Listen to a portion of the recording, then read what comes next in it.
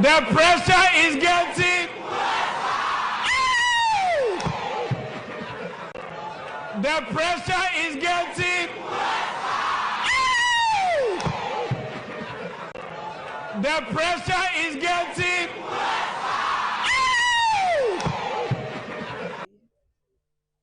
By Trasa, who happens to be Howard Combs's bodyguard. Atu Odum is an NDC member. Her parents are NDC people. And he's also a member of the Young Brass Band. So he was there performing his duties during the festival celebration. I just got a shocking news that without any provocation, Atu has been shot. And now Atu is in a serious condition. We don't know how he's going to make it. The youth in Kasoa are suffering. The youth in Ghana are suffering. Every day and night we wake up to one of these news. Our people killing us. We would call on the IGP to rise up. We will call on all authorities to come to the aid of the youth in Kasoa. Atu needs justice. I'm a victim of Howard Combs. Ask her if I deserve the men that she brought to come and attack me. Yeah. Ask her the people that they shot and killed at Kasoa. And the organizer that died. Go and ask her the guns that she shot and people that did they deserve it? Yeah. If I move away, a parliamentary candidate, what they did to her, did she deserve it? And ask Howard Combs. The slabs that they gave to me when they were pulling me out of my moving vehicle to continue beating me. Honorable Amate from Teshi, he used to be the MC for Teshi. He came to call him Maya Waso boy. Because he and the wife came, he tried to intervene. They beat him and beat the wife also. You understand? Trying to save me. Ask Howard Combs, did I deserve it? If I didn't deserve it. But if I think that he thought I deserved it, so she brought the tax to come and attack me. So whatever happened, if I did, she deserves it better. People who went to the venue, most of them, this is the time that their party has also come to power. Most of them aggressively, they were on the defensive and they aside themselves. And I was saddened, I was worried that those who allowed Howard Combs to go there, I think politically they miscalculated. You see, this is a woman who has a past, a certain past, okay, of having either herself directly perpetrated electoral violence or having had her followers done some of these things that had led to lives being lost. So she was not expected, in my view. She wasn't supposed to go there. Otherwise, once you go there, it's like you are daring, you know, those other people there. And then you went there with a weapon. Okay, so look, I would not sit here to legitimize or to fund or to justify the kinds of things that happened to her. I'm saying that so many things have happened in the past. And these things have created a certain culture of impunity. That during elections, during by-elections, you can do some of these things and nothing will happen to you. It's because we never address them, you know, fully. Now, so the anger of those who did these things can be understandable. But my appeal to them is that in fledgling democracies, if you have wise people and discerning people also residing in those fledgling democracies, then what we want to say is that two wrongs can never make a right. So 2024 election violence cases, starting with Ewutu Senya East Constituency, that's Kasoa. The task force observed that the Honorable Phyllis Now Koyo Okeno denied that her convoy was attacked. She was nowhere near the scene of the incident. Persons who were involved in the incident have avoided speaking with the task force, while Muhammad Ali and others who were in the Mahindra pickup truck and fired shots from their vehicle have also avoided speaking with the task force. So their opinion have not been established. Muhammad Ali is said to have been flown abroad for further treatment. The late Yusuf Larry Idris died from a gunshot, and those who were in the Mahindra pickup with him know what happened. The driver of the Mahindra has been traced, and further investigation is ongoing. The task force will continue with the investigation. Tolong remained quiet despite calls by well-meaning Ghanaians, including my constituents, who witnessed these brutal attacks.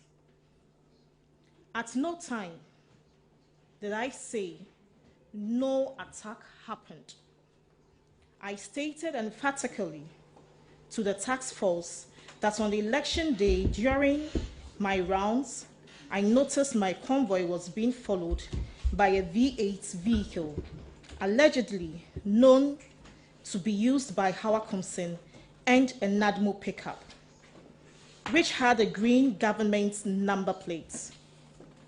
After visiting some polling stations, I decided to go home because I felt my life was in danger. So I am convinced that at the conclusion of this investigation, the truer facts will emerge. On the issue of unwillingness of persons who witnessed these acts to testify, this is entirely out of my control. There are videos to some of these attacks, and these are available for the committee to aid their work. Friends of the media, does the unwillingness to eyewitness and victims to testify mean these documented acts of violence didn't happen? Even if there is records of loss of life and injuries, I would have waited for the investigations to conclude before speaking. But I cannot keep quiet over an inconclusive report, as clearly stated by our Honorable Minister for Interior during his press briefing.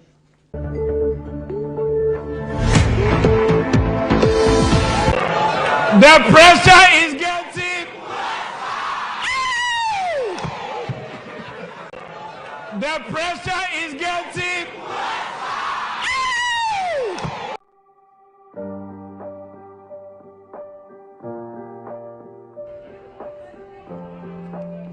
Hello, how are you?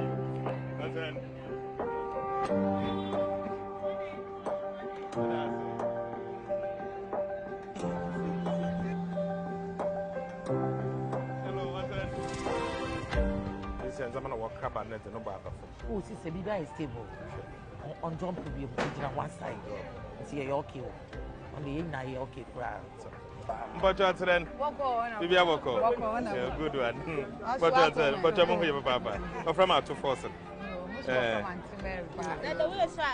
why is stable when you are doing in your first young way, 12 million. Says you are about 550. From my end, 12 million. 12. No, 1,000. Why is stable? It's dollar no, I didn't know one more old dinner. Yes, strong one.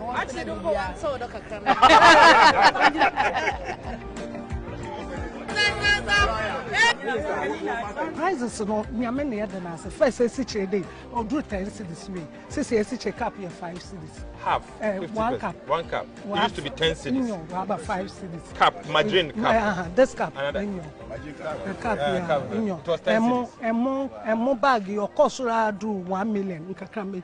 Sisi, I get 60, 55 and what quay do 1,000. Sisi, and 5.8.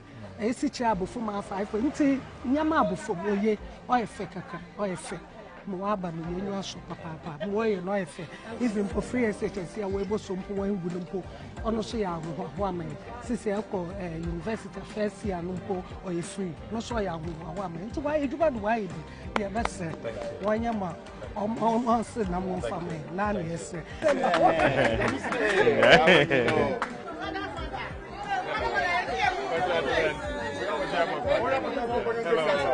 Hello, what's that? The Emperor Pali be a young yet. They are saying I'm no man of one. No to me, Yamon Senator. Lemons canon broken, canon down broken. Nebri, I've been scattered. Oh, dollar, Stefano, or do baby no Jim Kayachesina, Yan Sankan. Since I am an Adam, Yan Papa Bell, Yan Cano, the Melano, on some small broken. I also yet young to Montpellier, Yamin Strong. Thank you very much.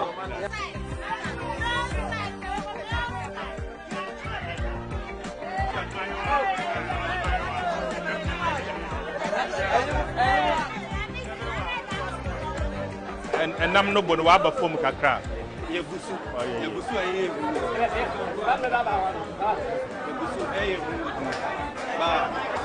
This one ended.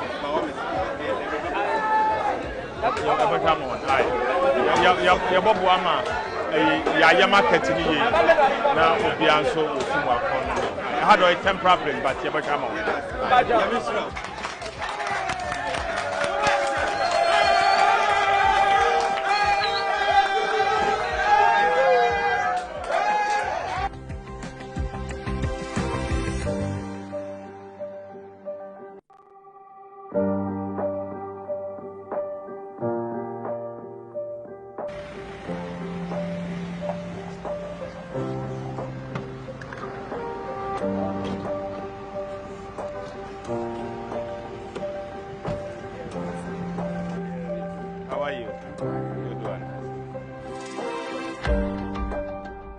They are coming back is to do a lot of remedial touches on the steelworks because the project has been left for close to 2 years. So that's what they are basically working on, the corrections for the steel as well as for the purlins. They've been doing that since March. So in total, they are supposed to have 2,766 shops for all of the project. It includes 1,144 lockable stores. Also includes 15,586 counter shops and then 84 food shops. Is there some somewhere or this is it? No, we have not done any apart from a few of those samples on that side where you see the 2x4 by 2x4 shops. Now we've captured it as part of the, what do you call it, the priority list. So we intend to restart it anytime soon. But the contractor is claiming costs outside the loan amount. But that will mean that Parliament will have to consider and approve that before we can come. And of course, because it's Parliament that gave you the mandate. So until they approve it, then it becomes difficult to add the plus. And so you have to go back, get Parliament buy-in to pay the plus, but the 48 can continue. You understand? So we are taking steps, but we recognize that the state has spent some money and it's worth completing. So we work to complete it. So what you are seeing is this is there are 702 piles driven into the floor here. So the major part of the work is the piles that were driven, the earthworks that have been done, the steel structure that has been raised. The rest is block work and services, the mechanical and electrical services. So that forms that little part that is left. And some of that is also going to come from outside when they are bringing in the equipment that they need for the, how do you call it, the mechanical and electrical installations.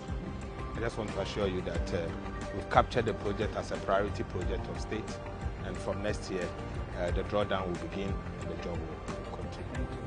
Even if, I'm sure give and take, it may be December, but because of Christmas, it's important I rather make a pronouncement for January after Christmas. Thank you very much. But it's good that we came to see this.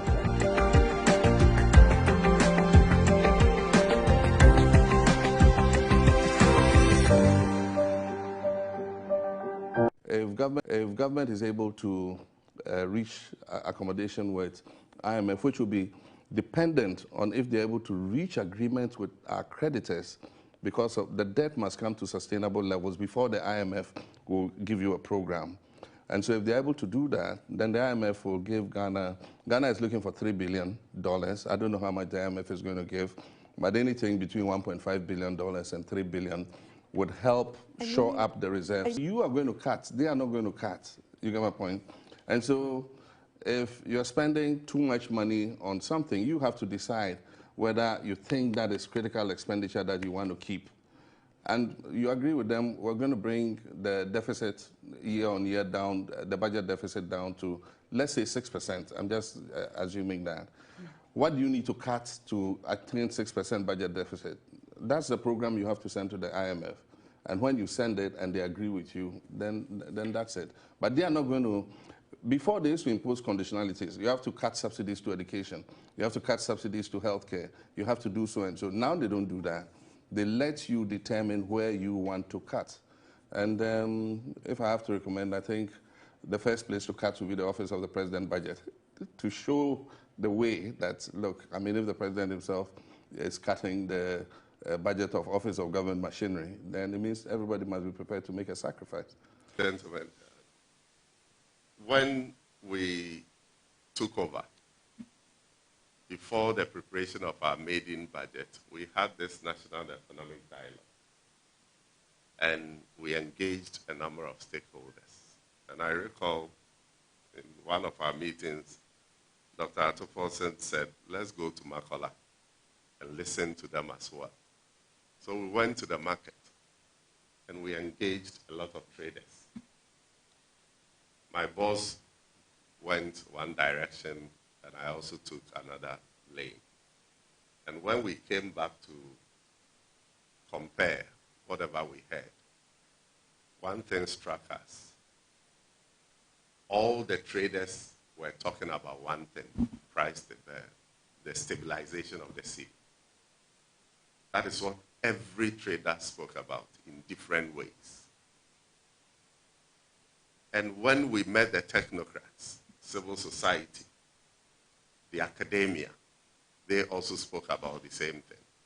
So we realized that what we needed to focus on had been reaffirmed through the stakeholder consultation that we had. And you will agree with me that everything we have done so far points to the fact that we listened and we acted. Today, the cedi is strengthened. And it is not just strengthening of the cedi, but stabilizing it to allow for predictability. And that is key. And so we don't take it lightly, feedback from people like you. That is why we want to encourage you that let us have an open discussion. Tell us what you think so far about the implementation of the 2025 budget, what your expectations are for the 2026 budget, and how we can do it better. GDP grew to 6.3% in the third quarter of 2025, grew by 6.3%. Inflation has dropped significantly to 9.4% as of September 2025. Inflation was over 20%, 23-point-something% when we took over. Today, we have been able to bring down inflation significantly to a single digit. Our Treasury bill interest rates have fallen by 1,300 basis points, reflecting improved investor confidence. And as I said, the Ghana cedi has appreciated significantly, and that is something that you can all attest to. A couple of weeks ago, we reached a staff-level agreement with the IMF after the conclusion of the 5th review of the Extended Credit Facility Program. And once the IMF board approves, Ghana will gain access to another $385 million to support our budget. I have already mentioned about Moody's also upgrading us. All these are signs of the good management of the economy.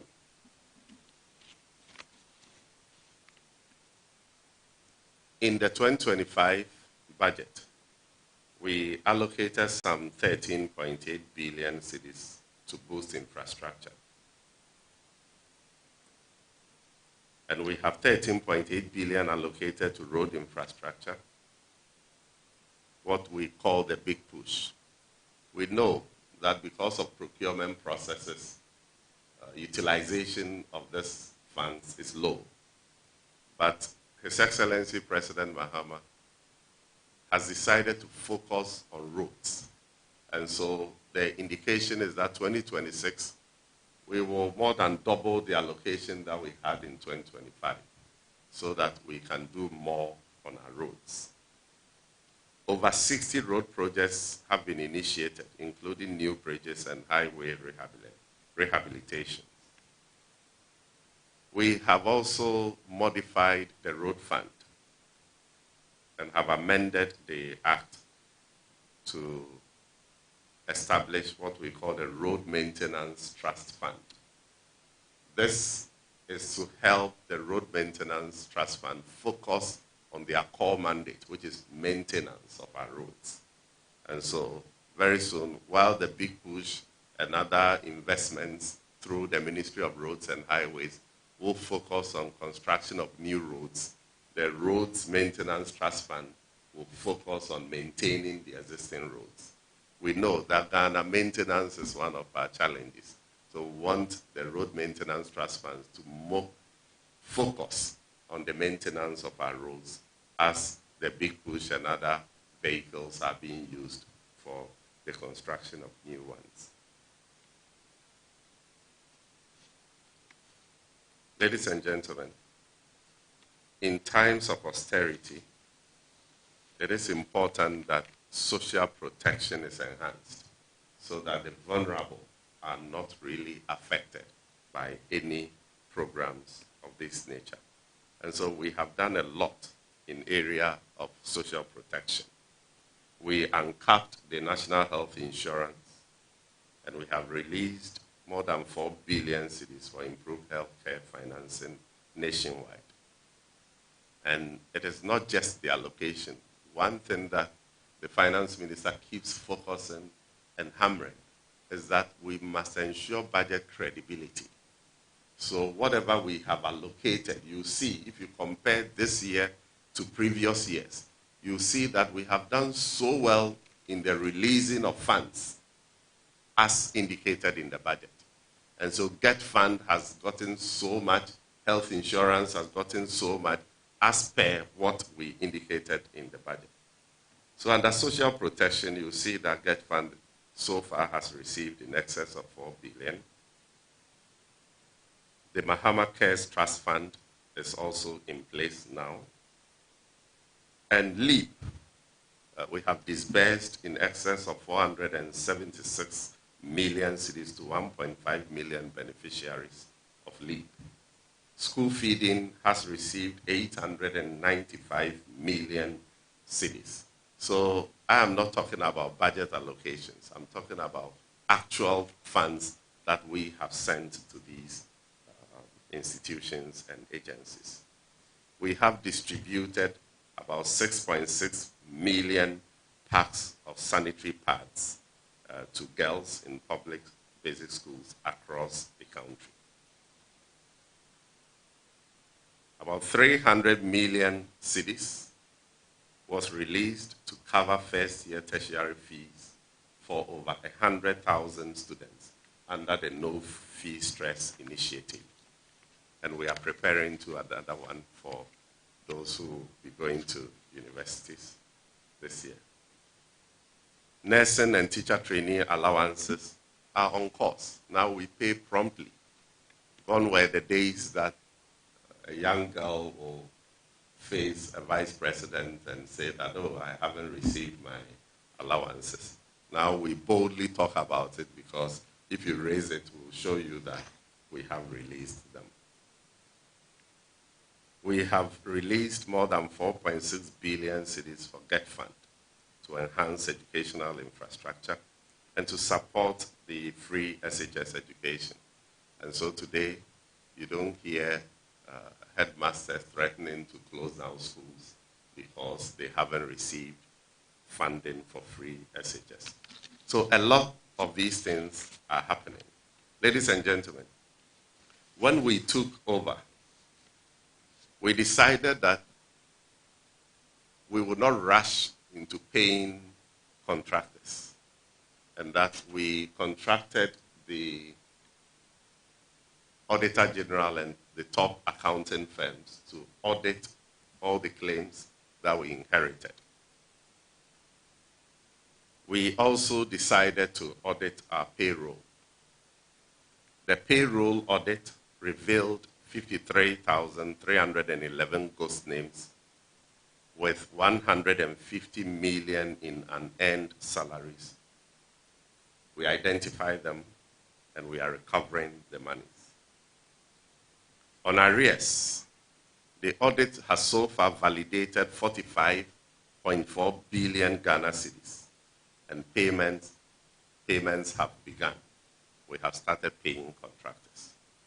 The auditors rejected 8.1 billion Ghana cedis due to unsupported documentation, duplication, overstatements, and already paid items, and also for contracts not executed. So if we had rushed to make payments, your 8.1 billion cedis would have been paid for work not done. This is the vindication for our decision to take our time to audit all the claims before starting payment. Government is broke, government is broke. But people are spending billions to go inside the government that is broke. Have you ever seen a minister who resigned because government is broke before? Government has no money. Have you ever seen a governor who said, ladies and gentlemen, when I was elected, I thought the government had money. Now I discover government has no money, I resign. Have you ever seen it? Government has no money, but they are bringing money out at election time. Where is that money coming from? So they are lying. What is happening is that there are two types of wicked people in government. Type 1, they eat current money. Any money they find in government, they will eat it. They are wicked about that one. There is type 2. Type 2, they eat current money and future money. They will say, my term will end next year. When I leave, how will I eat money? Let me borrow money now and borrow money of the future and eat it now.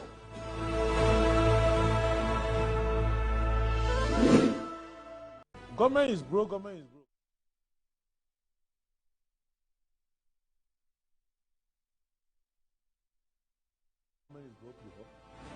Government has no money. Have you ever seen a governor who said, ladies and gentlemen, when I was elected, I thought the government had money. Now I discover government has no money, I resign. Have you ever seen it? Government has no money, but they are bringing money out at election time. Where is that money coming from? So they are lying. What is happening is that there are two types of wicked people in government. Type 1, they eat current money. Any money they find in government, they will eat it. They are wicked about that one. There is type 2. Type 2, they eat current money and future money. They will say, my term will end next year. When I leave, how will I eat money? Let me borrow money now and borrow money of the future and eat it now.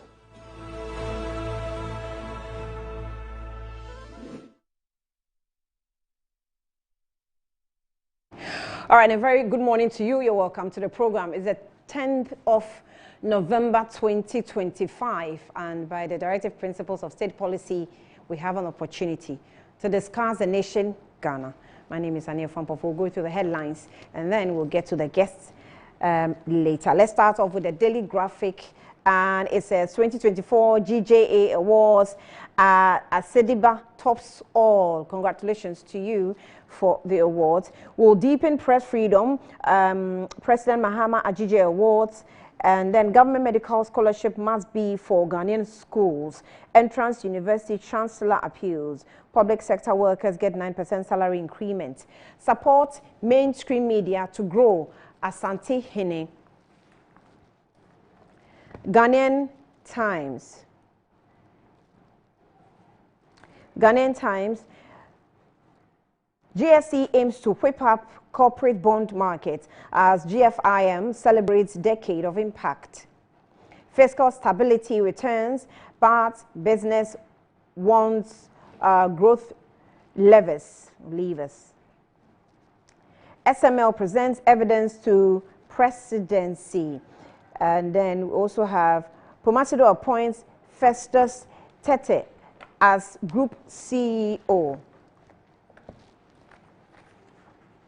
Daily Guide. Private sector ally in development, Alex Zade, St. John's Hospital Healthcare Provider of the Year. SML petitions Mahama over GRA contract. Parliament grills CJ nominee. Delft Imaging completes Orion TB detection projects.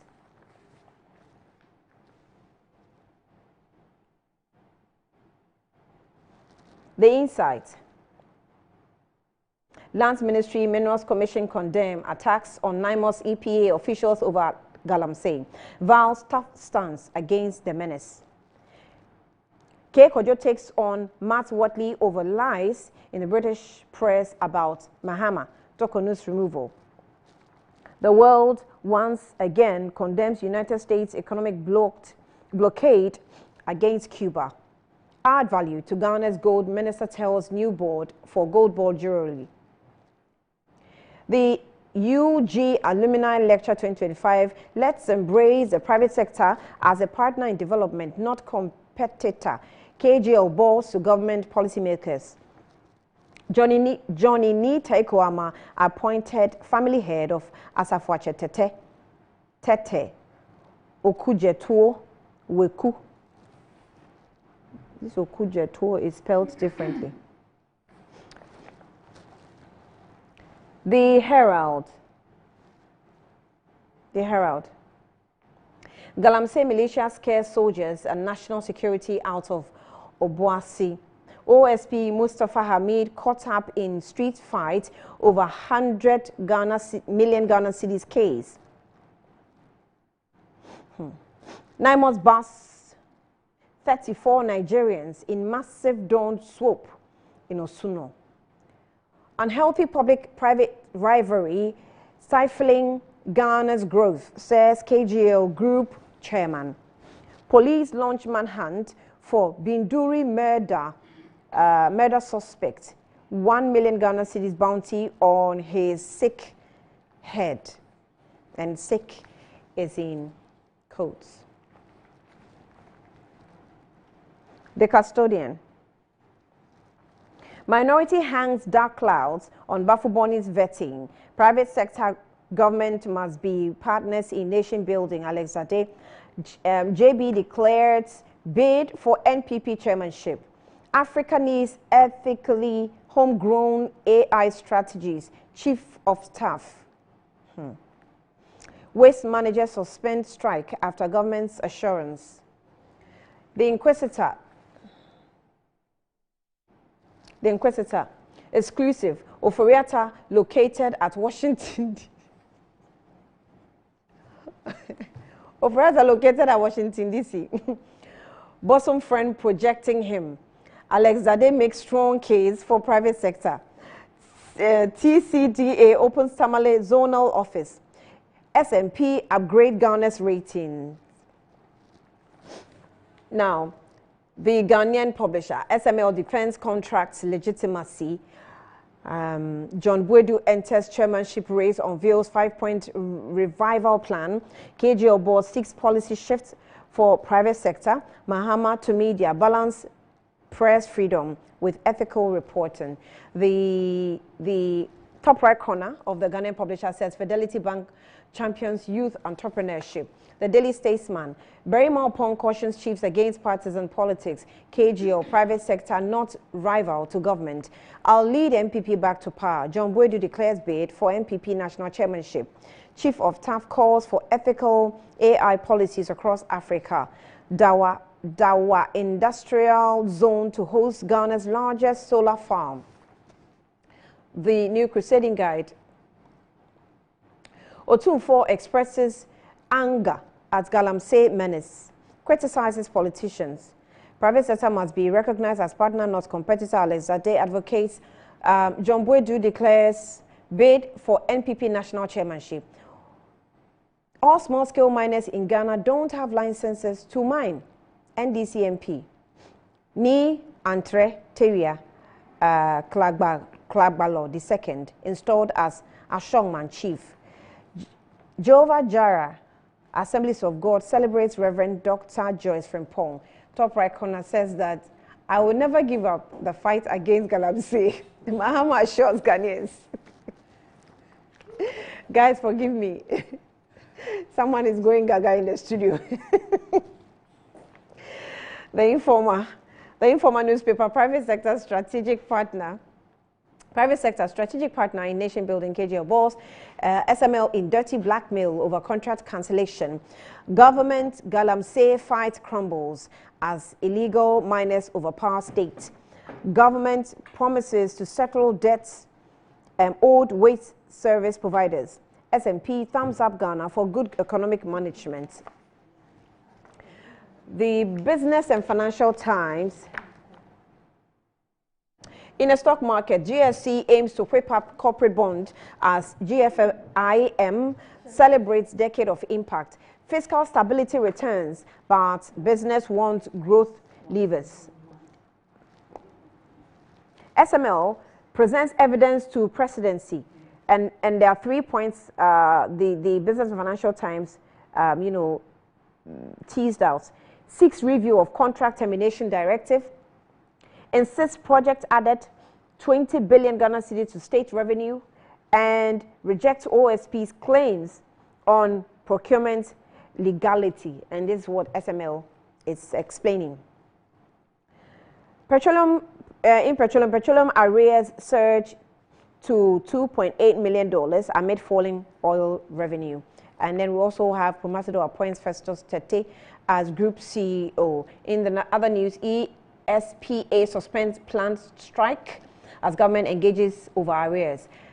Ghana entrepreneurs celebrates as MTN Mega 2024 on its excellence in innovation. The Economy Times, financial markets gear up for 2026 budget. BOG at final stage of non-interest banking framework draft to be laid soon for approval. Government targets increase in tax revenues, launches 2 new initiatives amid experts' recommendations. We'll talk more about that later. But for now, we'll go for the websites updates, and then we'll get back later.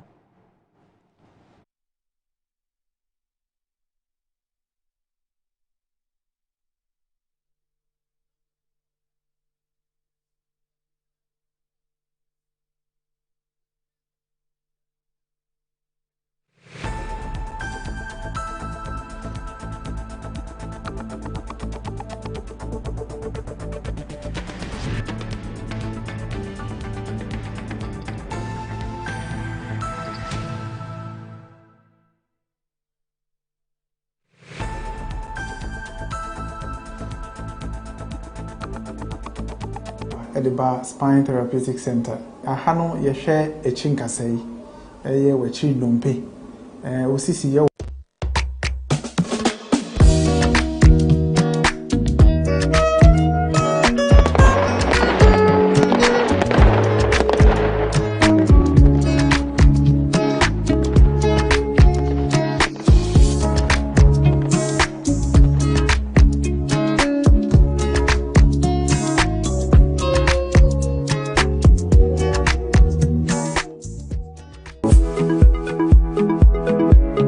Sometimes the unexpected happens and the hero falls down in his own story. But he needs not stay down for long.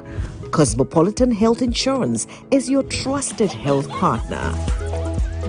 Whether an individual building a business, with Cosmopolitan Health Insurance, your medical care is our concern.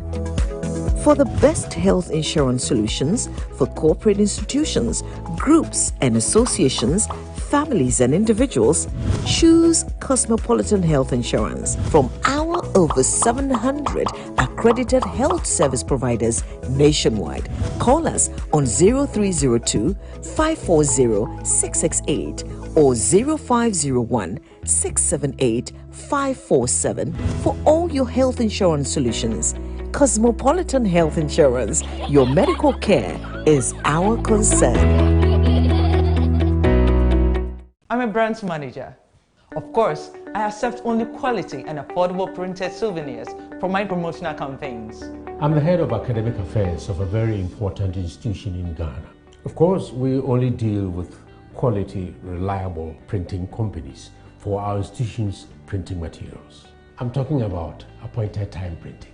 Appointed Time Printings. We take pride in our extensive print scope that transform your ideas into captivating visual masterpieces. We delve into the core objectives and vision of each print project. Precision printing is at the heart of our printing process as we meet your tight deadlines. Our rigorous inspection, color verification, and overall printing excellence are assured. 20 years of printing excellence. It's always a pleasure working with you to create a vibrant, dazzling printing experience that gives you a masterpiece. Appointed Time Printing, your world of quality and affordable printing.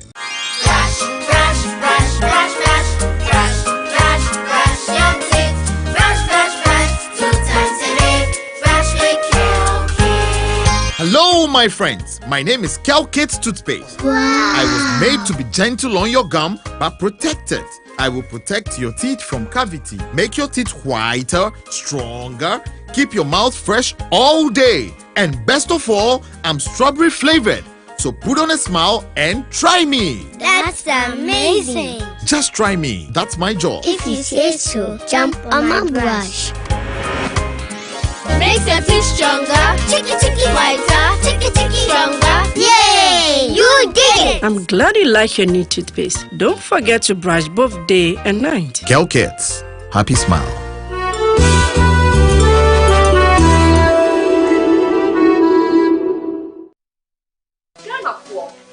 Chia winning Nara, me ding edgebaby dapa, me dear strong crown ebremo. Now that what you animal would be on the edge, Japan me de bremo. And no any summer spices. Summer spices in here, and we will not be various flavors. Ubenya a yako, Ubenya nemchi, you do good jollof woman and we get there. Ubenya you do good quam, you do good for you. Hot nako pibito, na Emma with Gianni, and yet day. When you mean ya, young con your cocoa now for Eka. Download your communication to enjoy Uduba. That's some spices. One in the essence, no five. I think you get that. Some spices in a sabi, daddy so say. Some spices, Munsam. Some spices, Yama chicken. Some spices. Sanaka in Kitswa, measure 10 grams. Your chicken, spaghetti, garlic and ginger, stew, and jollof, and the flavors alpha bebre. Some spices, yes, Saka. FDIJ Jadien Kratoyatum. Andesaba, and Wamuba Dinama, and came Guana Moba. Oh, who said, and I made the SMS. Cannon pan, na sana Michiana Wademi. A drain I didn't know. Kingdom Garlic Bitters. No, benefit. Me benefit wine. Also, what told dear? Abrewa, the smama, Abrente, Mishuve. One antique crown our bread.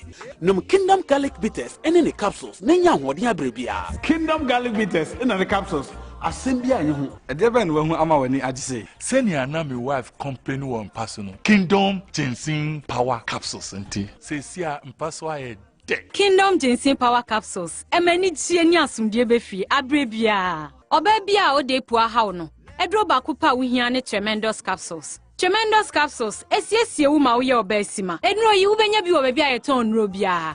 Kingdom Herbal, no challenger.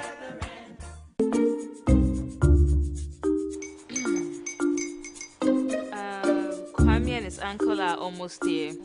Wait a minute. This one too, your friend Kwame. Wait, Kwame. As in the same Kwame again? Yes, Mommy. The second coming. Into all this tension just to reintroduce that broke boy from Kaswa.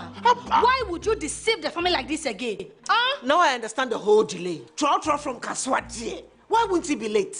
Or be late? Of course.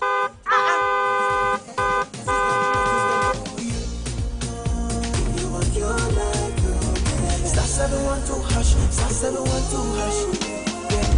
You go feel the luckiest. Coffee from Georgia be luckiest. From not the block, she be luckiest. Yeah, you go feel be luckiest. No bugger why you luckiest. Everybody go be the luckiest.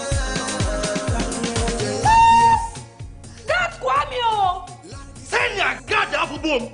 If you put it toye, so would the coming of the Son of Man be. Hey.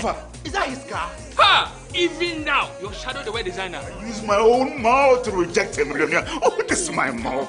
Look at that. Kwame, my son. Now, tell me the truth. How did this all happen? Oh, mommy, a simple delation. Mr. Good Luck no check me way. Yeah, man. Easy cry. Or dial star 712 hash. The devil is a liar. He picked his ticket and entered his lucky 5-digit number. I'm his birthday. Oh, how romantic. And he followed the prompts, yes. And then boom, confirmation test. I'm quick. Pick 5 numbers for me, okay? I'm feeling like 7. Dial star 712 hash. Choose your ticket. Enter your lucky number. Follow the prompt and let destiny handle the You see how they love you now? Yo, do you have family payment? Before December, may release a motivational bomb. Patapa, my super. This promotion is regulated by the NLA on the Caritas platform.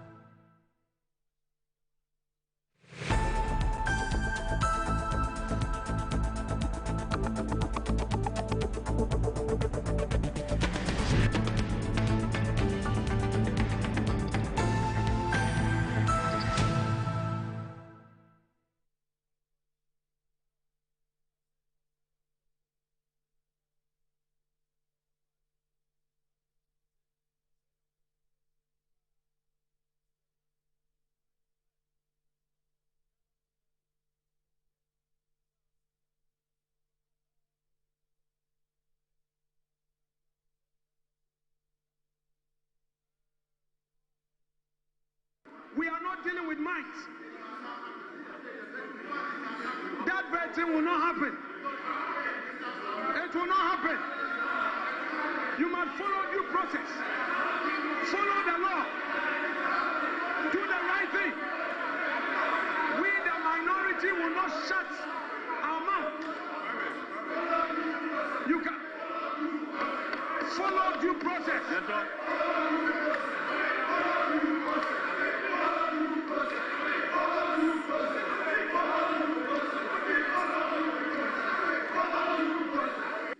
You are saying that there is litigation in the court regarding the propriety of the processes relating to the removal of the Chief Justice, the previous Chief Justice. And because there is litigation regarding the processes leading to the removal of the previous Chief Justice, this Parliament should not consider a nomination brought to this Parliament, a nomination which the Speaker has accepted and which he has referred to a committee for the committee to process. And I once again draw your attention to the fact that the same Supreme Court has said that in matters that are primarily the responsibility of Parliament, once Parliament starts dealing with those matters, no one anywhere can stop Parliament from dealing with those matters until Parliament has completed the process of dealing with that matter. The nomination of the Chief Justice is properly before this House. It has been referred to the committee, and the committee will sit on Monday. I urge him to appear before the committee as a member. You can ask all your questions. The matter is settled. So the minority leader cannot seek to rehash a matter that's already been settled by the Supreme Court. He's wasting our time. So if he intends,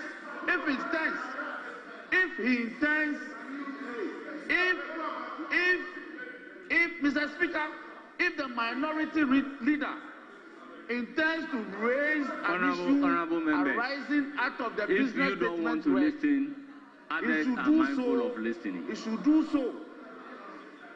It should stop bringing in the vetting, the scheduled vetting of the CJ on Monday, because that one, it will happen.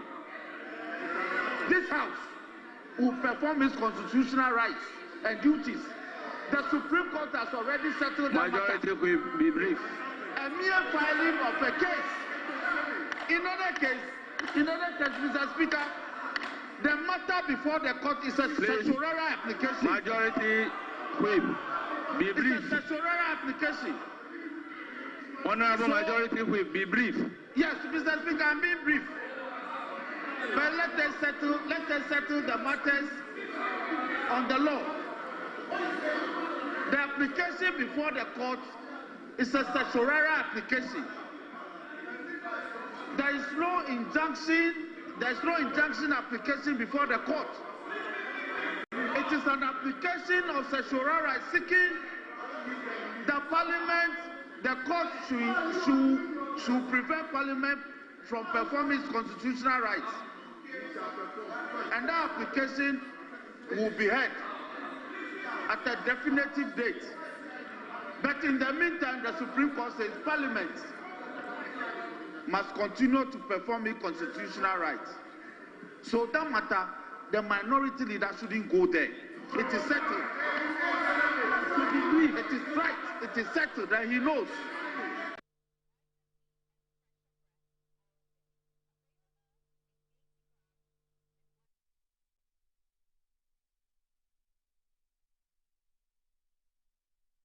Welcome back to the program.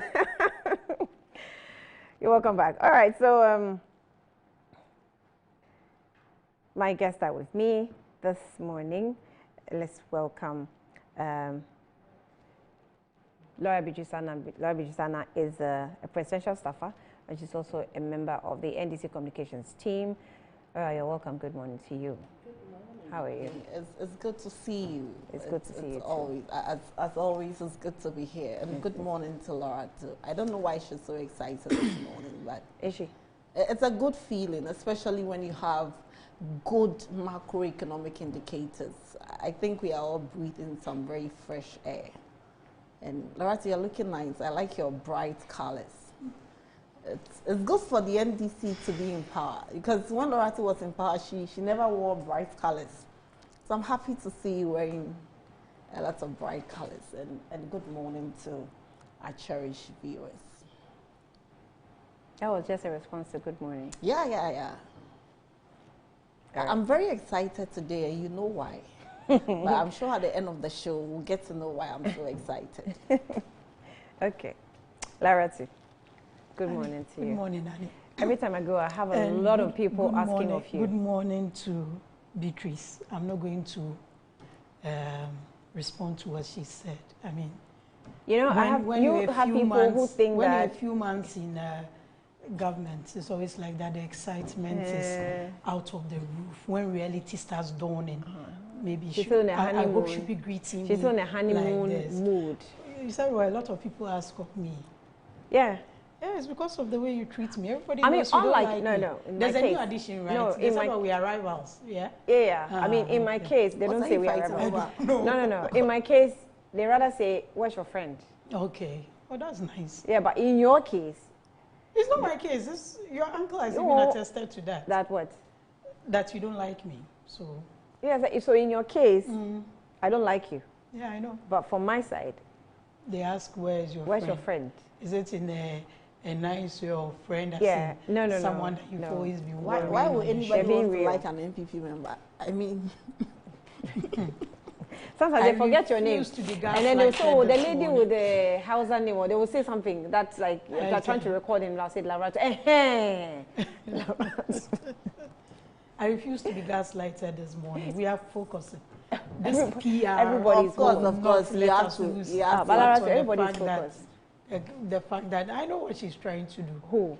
I know what Beatrice is trying to do. But oh, but I'm rather the one who was telling you how people are asking of you. Yeah, I know, and she kept on looks coming. like everybody is using a gadget, and I'm the only one. It's the digital era. Let's save the earth. Look at all the paper you have.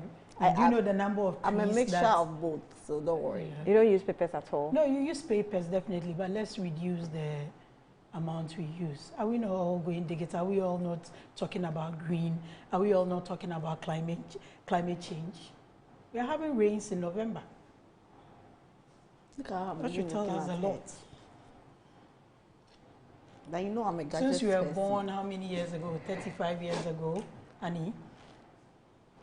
Have you ever experienced rains in November? All right, so we'll go straight into the economy. We'll have a lot to talk about when it comes to the economy and also law. When we have some time, we'll spend some time with NIMOS and EPA and what they're doing. Have we lost it? Or we're still, that's if we have some more time. But in the meantime, let's go to the economy straight.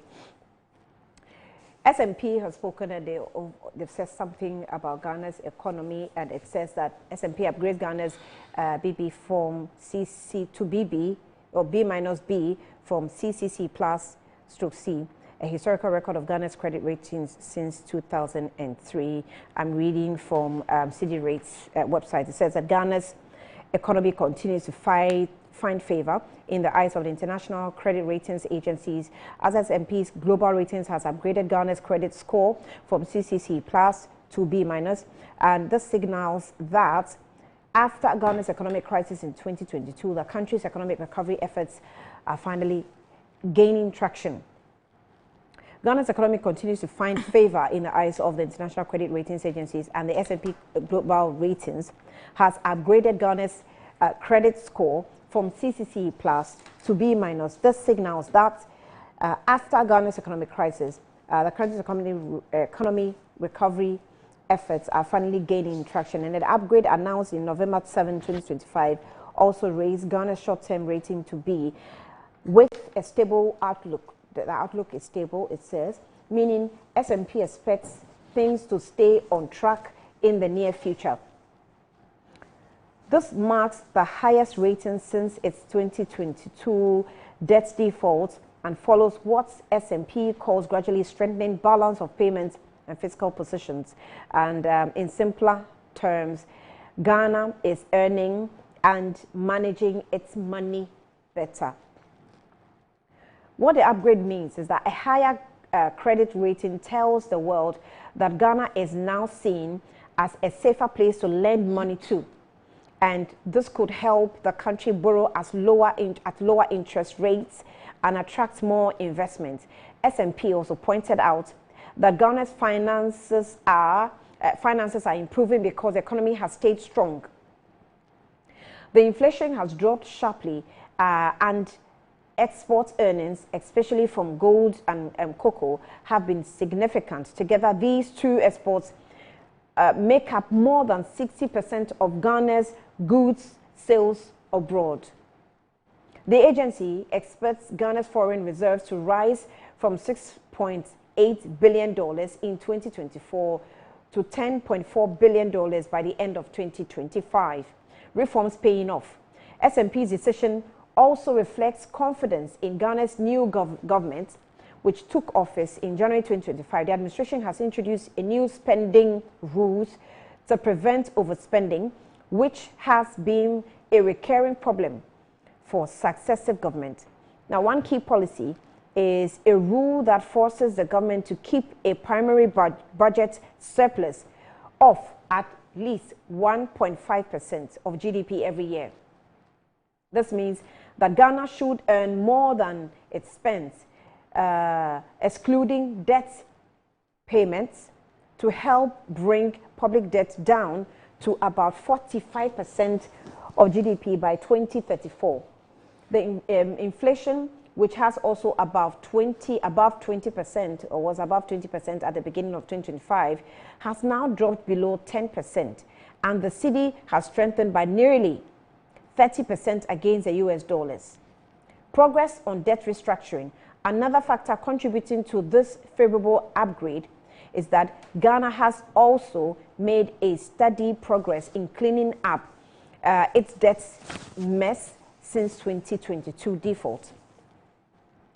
After completing a local debt exchange in 2023, a restructuring of $13.1 billion worth of Eurobonds in 2024, the government is now negotiating the final stretch of about $5 billion owed to few official and commercial leaders.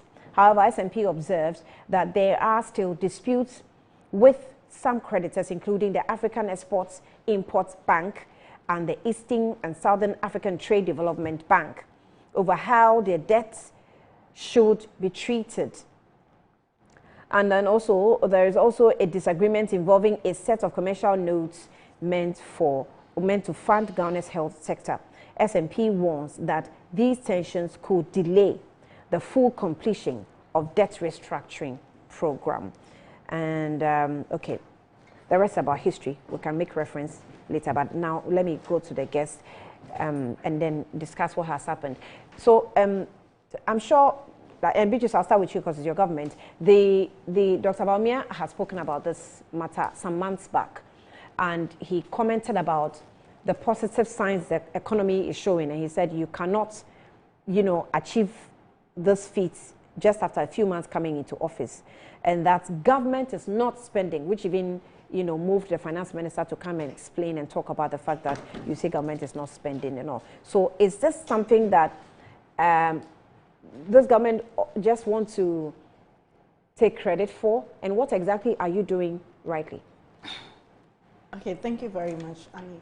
I think the point, or the starting point in all these discussions, is for us to agree that as a people, for the longest time, we must not allow the NPP to have access to state resources, because they've demonstrated in the past 8 years that they do not only lack the administrative capacity to manage the country, they also don't have that emotional intelligence in doing a number of things, and they don't have the country at heart. And I honestly think that when a party loses an election, it could be for very varied reasons. And so Dr. Bawumia, who was then the flag bearer, would take a step back, especially because he's an economist, and possibly be asking himself, why are we experiencing the kind of economic transformation that the country is seeing some 10 months after I left the scene? Perhaps if he did that, it will give the NPP and he himself an opportunity to possibly rebrand and come back stronger. But I think that his handlers are also not helping. They are subjecting him to a lot of public ridicule. I want to believe that Abroyan doesn't have a very critical role to play in his campaign. I know that's his campaign member like Chairman Wontumi and the rest. But I think Dr. Bawumia can do this country a lot of good when he doesn't speak about the economy, because there must be a certain level of, I don't want to use the expression shame, but there must be a certain level of limitation. Maybe that is a better choice. When you are given an opportunity to do something and you mess it up so badly, and somebody else is trying to clean your mess, sometimes you must have limitations on what you say. But it is instructive to note that the NDC takes a different approach to governance. Indeed, in our own anthem, we say that development is our goal. The NDC recognizes that when you are given an opportunity to lead your country, in spite of challenges, in spite of every obstacle that you will face, you have a duty to make sure that the lives of people are made better than you came to meet it. And contrary to the MPP who believe in property owning democracy, and so look at the mess happening after they exited power. People acquiring properties, 35 buildings at a go.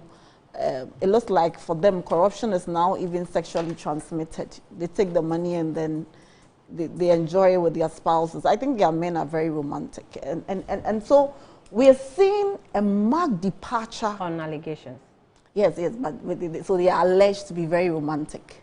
You know, so we are seeing a marked departure from that kind of mindset where the MPP wanted to grab everything. They were practically running a procurement economy.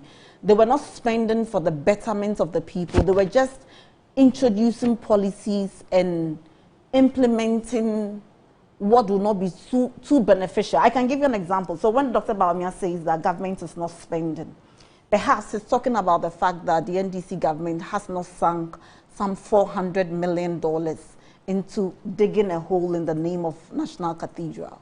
Because if Ato Forson had that money, you realize that within this year, over the past 10 and into the 11th month, about 13.8 billion has been spent on, and is being spent on the big push, so that every regional capital, every region will have a major facelift. And tomorrow, President Mahama is in Wa to commission, or yes, is to commission one of the roads, the major road linking Wa to, you know, I'm not so good with the northern names, but he's in Wa to do that. We have also committed over 499 billion to the no fee stress policy. The government has spent over 292 billion on distributing sanitary pads, and also about 564 million on textbook allocation. And here, let me pause and say that in the past, what the MPP government was doing was not printing textbooks for the students. They were printing past questions. You remember the famous Asante Bidietu story, where he and the wife were involved in the Masset scandal. And so we are moving from that kind of, I don't want to say, this one, I'm trying to choose my words well. I don't want to say useless expenditure, but the expenditure that does not benefit the people. And we are actually investing in areas that will stabilize the economy. And even some of our own people are not happy, because then you realize that people want money for some other policies, and because of some bigger strategy, we are not having to just spend anyhow. But I want to assure everybody that President Mahama is committed to leaving a legacy behind for the people of Ghana. It's important to state that at the time the NDC came into office, or by the time the MPP were exiting, they left this country with an inflation of 23.8%. That's headline inflation, with food inflation and others being higher. In fact, at the time in this country, inflation was 54%. And the MPP told us that they were better managers of the economy. The total arrears owed to contractors and other people who had done businesses with government as at end year 2024 was 67.5 billion cedis, with the road sector alone over 21 billion cedis. And this was the government that said they were doing year of roads. So I don't know how they expected these contractors to function.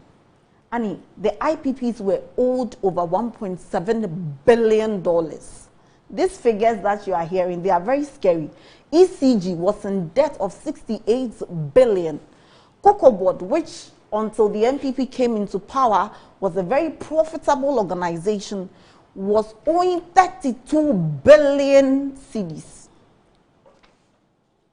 And then road fund alone had over 5.7 billion. If we had some corresponding projects to even say that these were the things you were leaving behind, we would probably even have analyzed the situation in context. So this is the country that Dr. Bawumia left.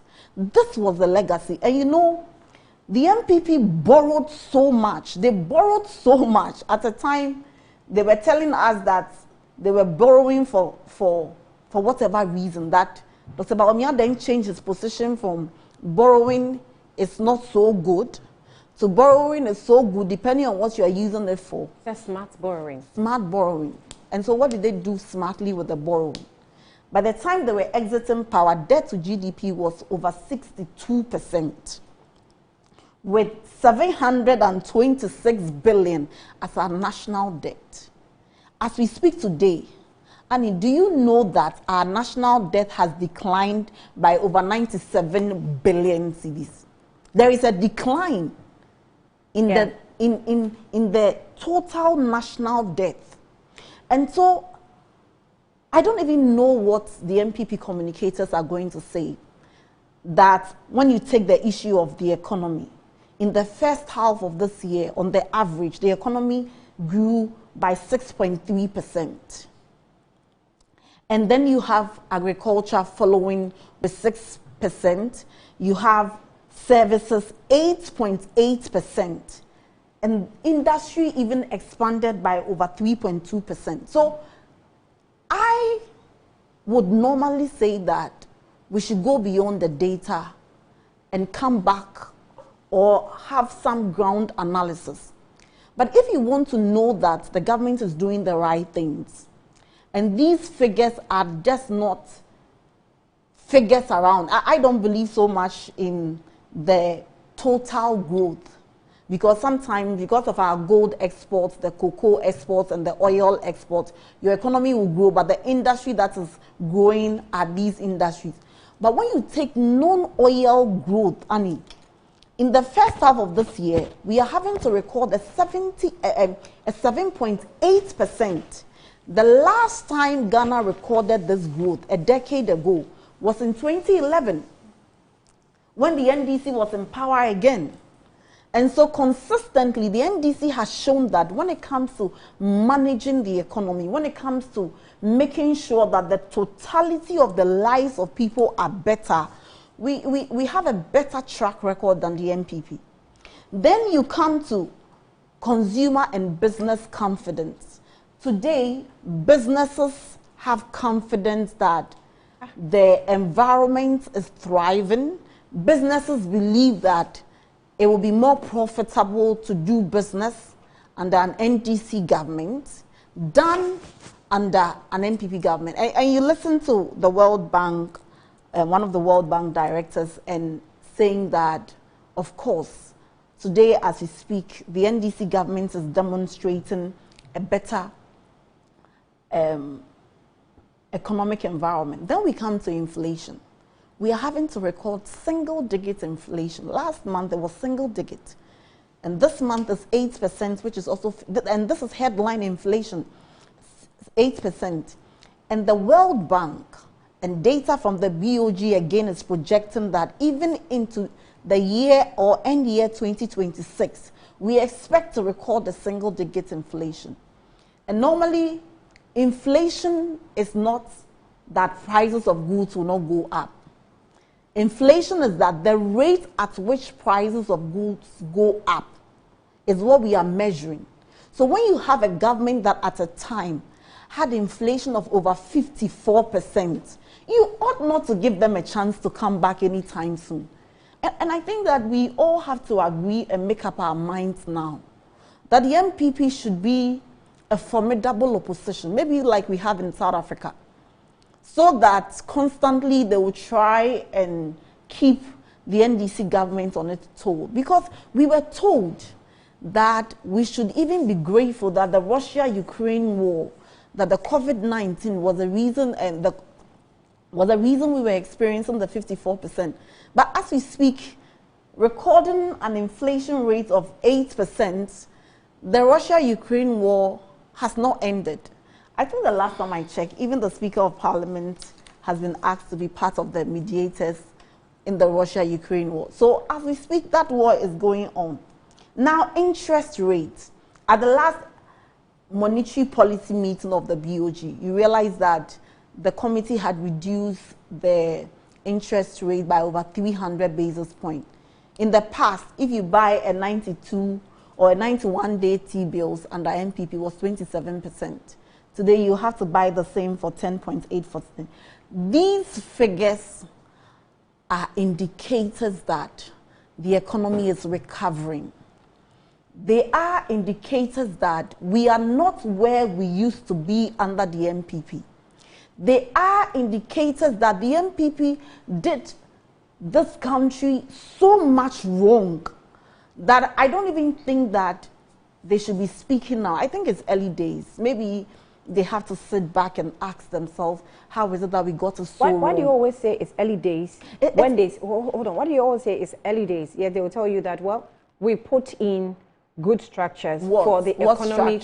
For example, Dr. Bawumia mentioned Gold for Oil program. Please.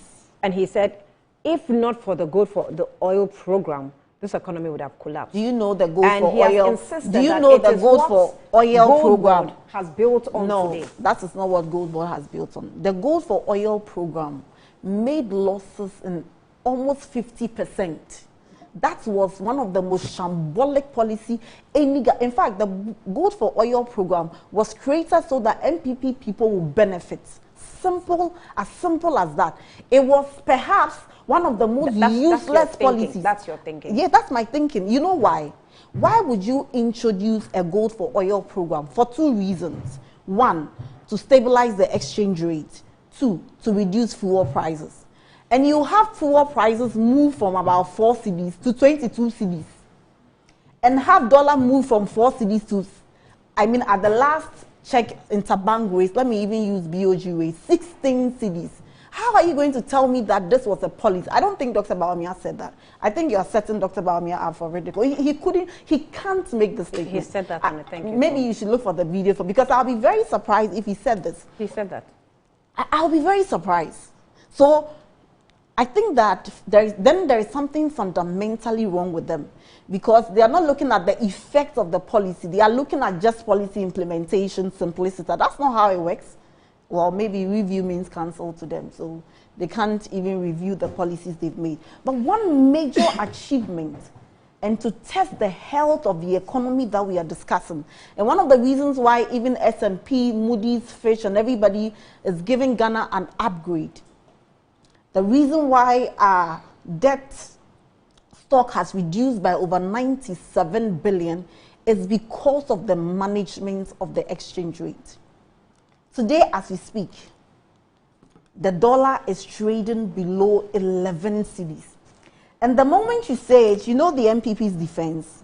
They have two defenses. One, they say that, oh, Bank of Ghana is pumping so much money onto the market, and so that is why the exchange rate is where it is. Oh, then the MPP people, they are so wicked.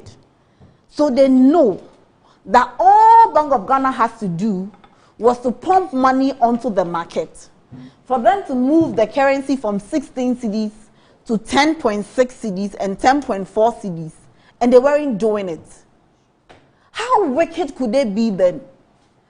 If it was that simple, you know, sometimes when you are doing something, someone says it's so simple, but this is easy until you give them the opportunity to do. So they know that if a central bank could invest money onto the market as they have posited, and that is not what is happening. But assuming we were even to go by their argument, that's not happening. That's not what is happening. The bank is not pumping any. The central bank is not pumping money for the purposes of stabilizing. More money. No, you've heard that too. We are. I don't think anybody has said we are printing money. I don't think anybody has said that the central bank. Central bank is not doing any central bank financing. Okay, I'll make reference. Yes. And so if that is it, and it was that simple, then what is it? Then the second argument is that, oh, the NDC has not done anything substantial in 10 months, for which reason you have the dollar trading at 10.4. And I said, oh, so if the NPP knows that all you have to do It's not to do anything and just sit down. So that the dollar, or the cedi will appreciate against the dollar. And they were running around, carrying special chairs for the president. They were again doing this country a disservice. But the point has to be made that the Ghana cedi has appreciated over 34.1% against the dollar. That is so remarkable. So the pounds, the British pound, over 28%, and then the euro over 20%. This is a huge achievement. Under the NPP, people's businesses, their capital was practically being depleted. I remember in one of the debates, Miracles, he's my very good friend, he was on record to have said that Ghanaians should be so grateful to the NPP that they were even buying dollars at 16 cedis. But if it were an NPP, if it were an NDC government, we would have been buying it at 25 cedis. Today, are we buying it at 25 cedis?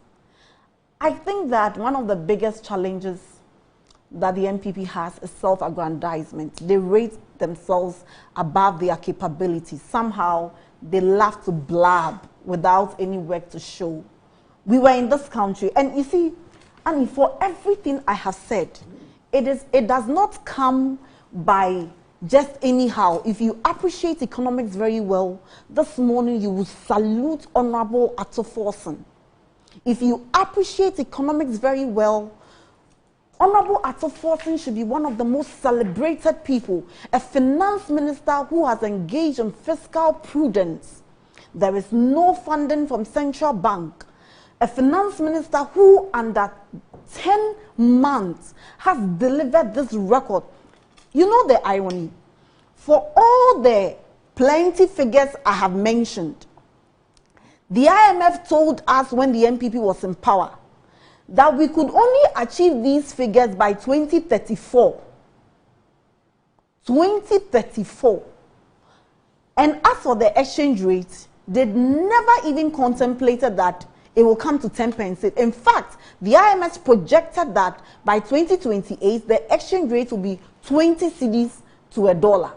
Today, in 10 months, what would have taken the NPP government a decade to achieve is what the NDC is delivering. But while all these macroeconomic indicators and all the figures appears very positive, it's important to say that nobody has done a Kenke party or a Wache party at the Ministry of Finance or anywhere in government to celebrate these achievements. I'm not trivializing achievement. And that's how they trivialize government and governance, that you go onto an Eurobond market and you borrow. And merely because people have, you have overborrowed, you use some of the borrowed funds to come and do Kenke and Wache party. And in all these, the point has to be made that Ghana has not even gone onto the international market to borrow. And so this is no mean an achievement. But as I indicated early on, while all these figures appear nice, while all these macroeconomic, these elitist things appear beautiful, there is one thing that the NDC government recognizes, that in the long run, it must translate in the pockets of people. It must reflect in the lives of the people. The young people with all these macroeconomic indicators must be able to get good jobs. That industries must be able to expand so that while we talk about the figures, people can experience the real meaning. And so I was very happy, and I'm happy about the approach that Honorable Ato Forson has adopted. I think he was in the Western region over the weekend to interact with market women, and I wish he would play the video for our viewers. The people were admitting sugar way, na 13 cedis, say 5 cedis. And while we're not the boarding, as I said, above from na in toes way first, no. So we recognize that while the macroeconomic indicators are very important and they reflect something good, the lives of the people at the market, the church station, the taxi drivers, the young people who have finished school, the national service people, people who just want something good for themselves. We recognize that these things must translate in their lives. And I can assure you that President Mahama is committed to making sure that not just in infrastructure, but also in the lives of people. And Annie, let me say this. Between 2013 and 2016, when President Mahama made it a point that we must experience some infrastructural transformation in our country. And so President Mahama started with the UGMC, the Ga East Hospital, the Circle Dubai interchange, the Kotokwaba, and all the things that the NDC government started. We believe that Ghana must have a facelift. You know what the MPP kept telling the people? They kept telling them that Yenria Kwine. They kept telling them that na usisi ayaresabia na yendidi ya yebeyeden. They kept telling them that na oyi kwaya kese na yeden. And so I want to also plead with the people of Ghana that while the NDC recognizes that Rome was not built in a day, we are in the process of making sure that what we experience under the MPP, never again should a people be subjected to that kind of torture.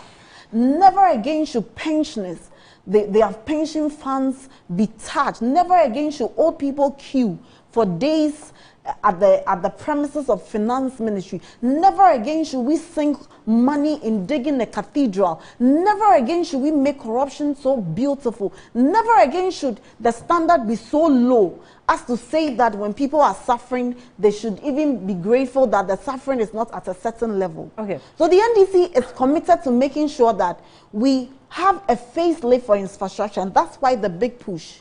I want to plead with the people of Ghana when the MPP comes to you and say that Yenre Akwine, Yenre Ayaresabia, Yenre Way, please push them away.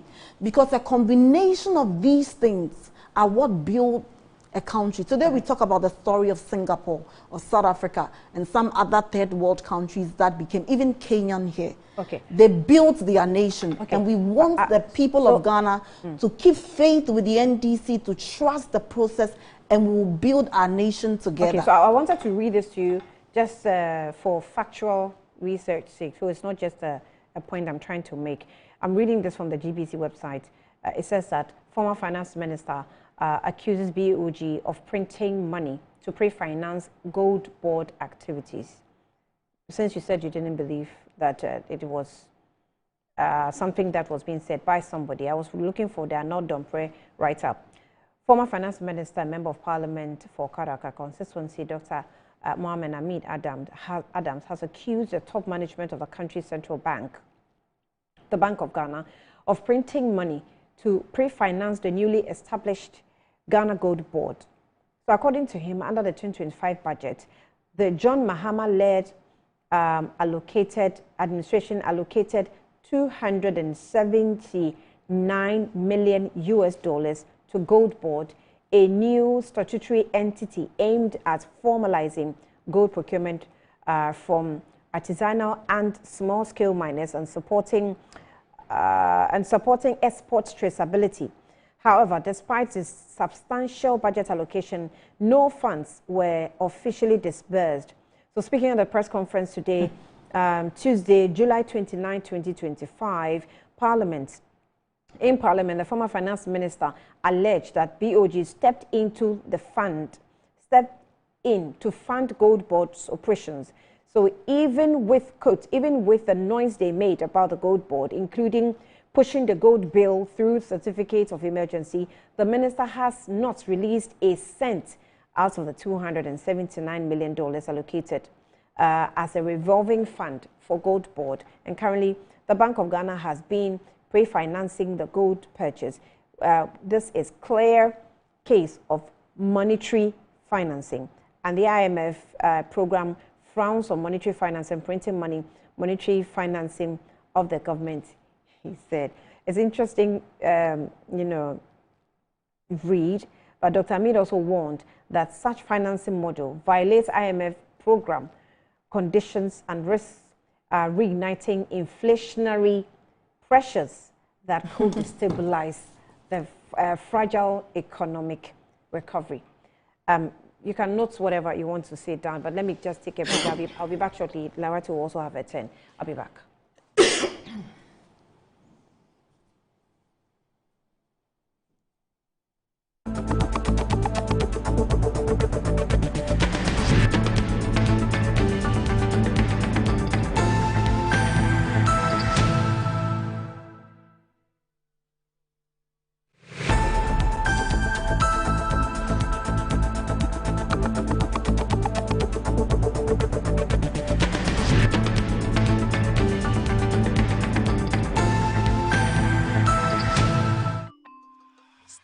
Kids Day the right way, filled with confidence to take on any challenge. Pepsodent Kids contains the right amount of fluoride and sugar acid protection to care for their developing gums and teeth. Grab either orange or strawberry so they brush with the sweet flavor they love morning and evening. Pepsodent Kids, giving your children a bright smile for a brighter future. Are you a headmaster, headmistress, parent, teacher, or an educator looking for high-quality textbooks for preschool, primary, and junior high school students? Look no further than Advocate Publishing Company.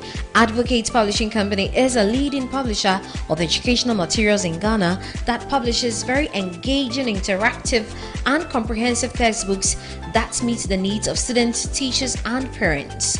Our textbooks are thoroughly published to make learning fun and easy. They are also designed to stimulate critical thinking, problem solving, and creativity in students. Make Advocate Publishing your preferred choice for all your educational needs. Explore our range of textbooks and educational resources. Visit us at the old GNTC yard near Kingsway, Accra. You can contact us on 0503 786 776 or 02408 06354, also 0531 600 360, and connect with us on Instagram, X, and Facebook at Advo Publishing. Don't settle for less. Choose the best.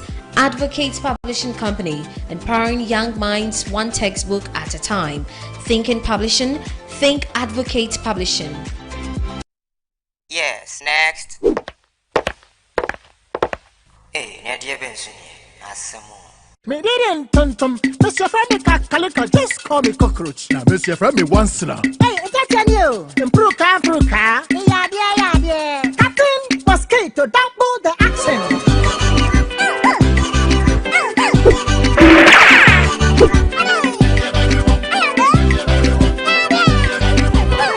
Me did it, Sasso spray. Mr. Friendly Sasso quell. Yeah, go to my Sasso.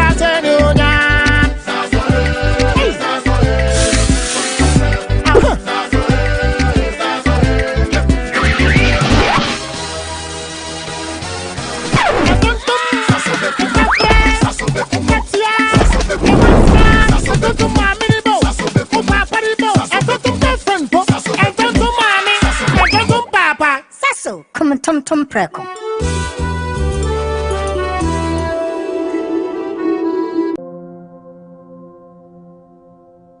Ama, nansi mi jeno wo bin enko ye kwao. Ama ma ye bohu se kontomra akija. Nansi me hu se me nyo basima kra. Ama me kunni me into kwankwa. Oh you right. Enye mo ko. Give us GC mixture and any capsules. Aye num boom. And what some na more kana. A boy and ma any memina. Ne ma ba ye obesima. Na bear must why ye pemissima. Ya, we the boy. I'm a neck giant and sour the shelly bottom. No when you yan and into sessin you owe you chop one.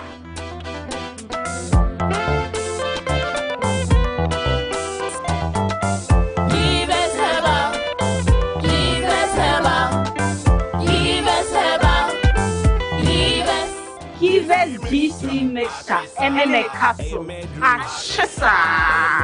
A painful battle, one more menu for one and Quada when you feel to me.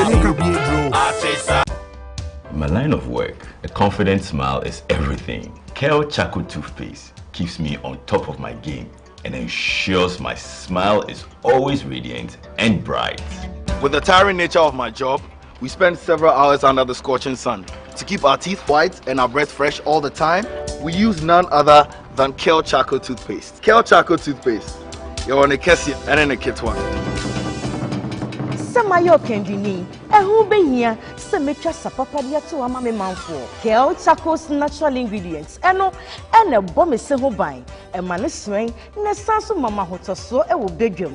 Kel Charcoal toothpaste. Choose Kel Charcoal toothpaste for anti-cavity, whiter teeth, and fresher breath all day. Available in 80 gram and 150 gram. Grab yours today. Kel, happy smile. This advert is FDA approved.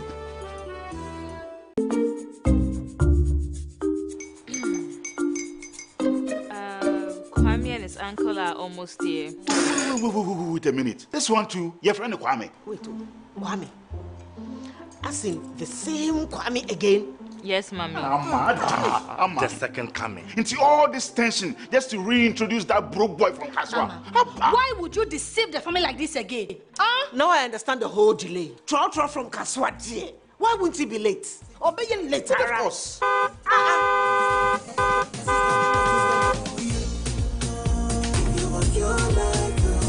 Star 712 hash, star 712 hash. Yeah, you go fit the luckiest. Go fit from Georgia be luckiest. From not the cause she be luckiest. Yeah, you go fit be luckiest.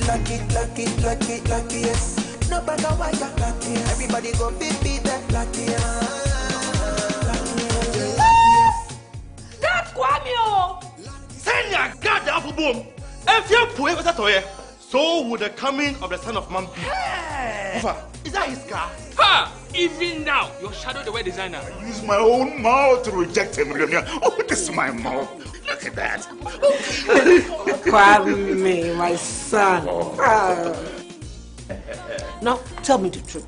How did this all happen? Oh, Mommy, simple direction. Mr. Goodluck no check me well. Yeah, man. Easy cry. Or dial star 712 hash. The devil is a liar. He picked his ticket and entered his lucky 5-digit number. I'm his birthday. Oh, how romantic! And he followed the prompt, yes. And then boom, confirmation test. Fun. One quick, pick 5 numbers for me, okay? I'm feeling like 7. Dial star 712 hash. Choose your ticket. Enter your lucky number. Follow the prompt and let destiny handle the You see how they love you now? Yo, do you have family permission? Before December, may release a motivational album. Patapa, my super. This promotion is regulated by the NLA on the Caritas platform.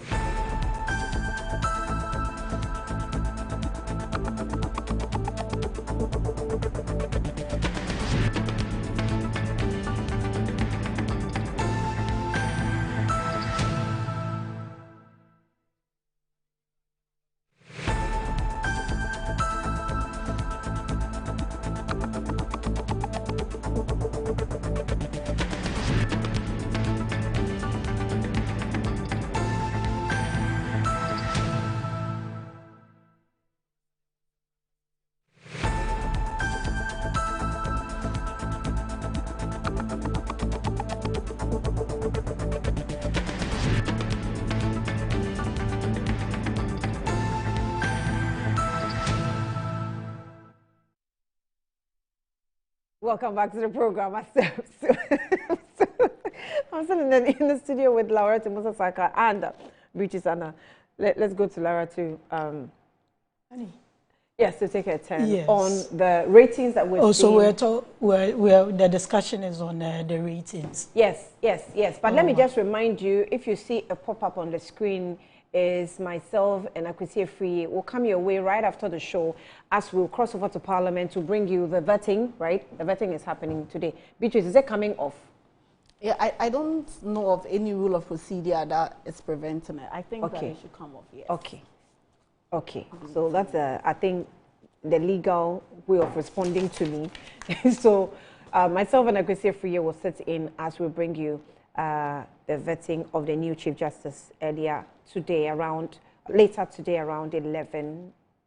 If they come early, 11 a.m. If not, then maybe 12 midday.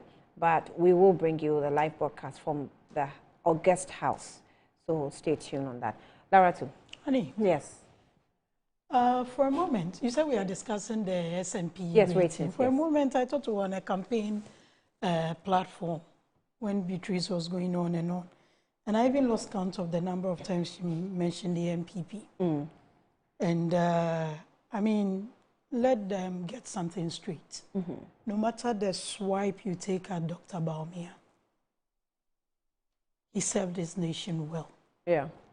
And inshallah, he'll be leading the MPP. So the earlier they get used to it, we actually prefer the better for them. I mean, the amounts of swipes you take at him doesn't change anything.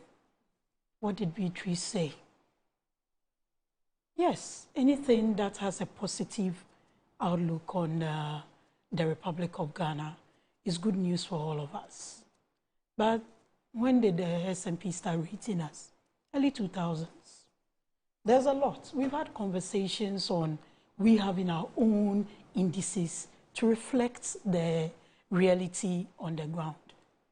She was talking about our debts and government leaving debts and all that.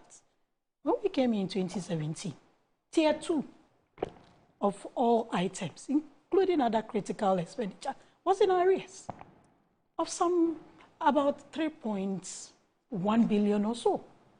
She's talking about ECG debts. She's forgotten about take or pay PPAs. Look, we went through an election. We campaigned. We are out of the election.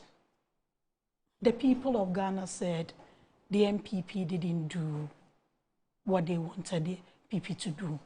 So come, they're voting for the NDC. That's the crux of the matter. You are in government. You can't be doing PR and propaganda 10 months when you're supposed to be solving our issues. And you are now talking about what MPP didn't do, what MPP did, what MPP. Is it about MPP or is it about what the people of Ghana deserve?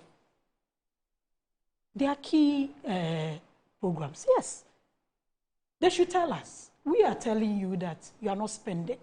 That is why the economy is from 2024 October. We had a stable outlook, even though the rating wasn't good, but it was stable, and it's still stable. What are you doing differently? You promised the reset. What are you doing differently? And to think that Beatrice said the MPP government did nothing worthwhile. I mean, not quoting, but in that was the context. If for nothing at all, children don't have to truncate their education at junior high school. That alone adds up to the quality of human resource in this country. What was the state of health insurance when you were living in 2016? What was the state of LEAP when you were living in 2016? You see, you promised a reset. But if your reset is at every opportunity, you reference what the people of Ghana said, this wasn't what we want, then we have a problem. Because for the over 20 minutes that Beatrice spoke, it was all about the MPP. It was all about Dr. Bawumia. It was about calling names. What are you doing? Yes, you haven't. We are saying you haven't spent. What have you spent? What big ticket items have you spent? Maybe she was attracted to Dr. Bawumia because I specifically asked the question relating to what Dr. Bawumia had said. The former Bank of Ghana governor said, yes, if it's just about pumping money or holding on to things, anybody can do that. But what they are doing, yes, if the currency is doing well, it's good for all of us. But is it sustainable? What measures are being put in place? Because in all this, the bottom line is, and talking about single-digit inflation, we had the lowest in 28 years in 2019. 7.9. It started skyrocketing in 20, let me check the right year. It started skyrocketing in 2022 when COVID had erupted supply chains and all those things. And we can't deny that. But in 2024, it started coming off. We left it at what, 23, from 54% in 2020. But we are talking about inflation. Is that the reality on the ground? Is the percentage the reality on the ground?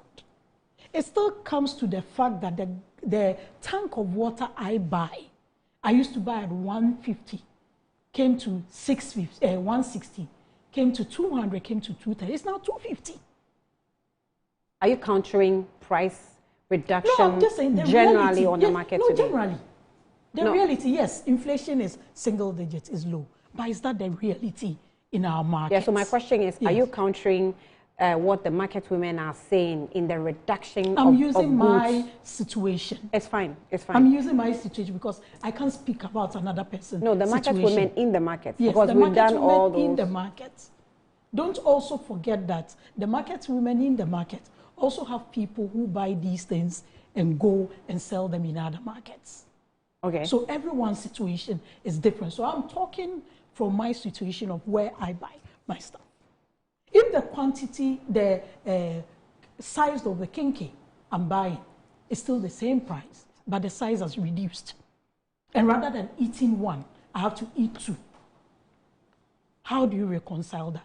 Those are the things that Beatrice should be telling us on behalf of the government, especially when she sits at the presidency. Size of kinky. You know, for a moment when she was talking, I was like, it sounded like playing some of our shows between 2017 and 2019. Yeah. When things were going really well, we had picked the growth rate of 3.4 from them, and it had gone as high as an average of 7. I mean, in the early days, it's nice. You talk, you wax lyrical. But the things they are putting in place, are they sustainable? Let nobody get it wrong that we come and sit here and think that everything in Ghana should go downhill. No. We aspire to win another election and come and lead this nation or serve this nation. If it's good, it makes it better for us. You don't waste taxpayers' money. You build on what has been done well. That is why we say government is a continuum. But if you come and the ones that you promised, you are for 10 months, you are still planning and doing whatever you're doing. You haven't introduced anything significant, but all you're interested in is cancelling what was working. Well, what are those? We have a problem. What are those? With it. One of it is cancelling the 1D1F initiative. It may have come with its own challenges, but there were industries that came out of it. Just like you did a forensic data analysis of goods and services or whatever pertaining to your situation. When it comes to what program did you say has been cancelled? 1D1F. 1D1F. Yes. When it comes to 1D1F, what is your analysis of the 1D1F even program? if it was one person that got a job from it, even if it was one factory that was set up, whose money went into it? What was the expenditure? It's taxpayers' money. But what was the I can't deal expenditure? with the figures now. We can deal with that. I can't go into figures now. What was the thinking behind it? We are mainly an import economy. We don't go on a daily basis without talking about exchange rates because we are hugely an import economy. What are we doing about it? You have to come and scrap what has been started and start all over again and be projecting in 2034 when you could have continued it and probably be having more results probably in 2028 or even 2026. Those are the realities on the ground. But to come and sit here and talk about an MPP did this, an MPP didn't do that 10 months after being in government, that's worrisome. And that says a lot.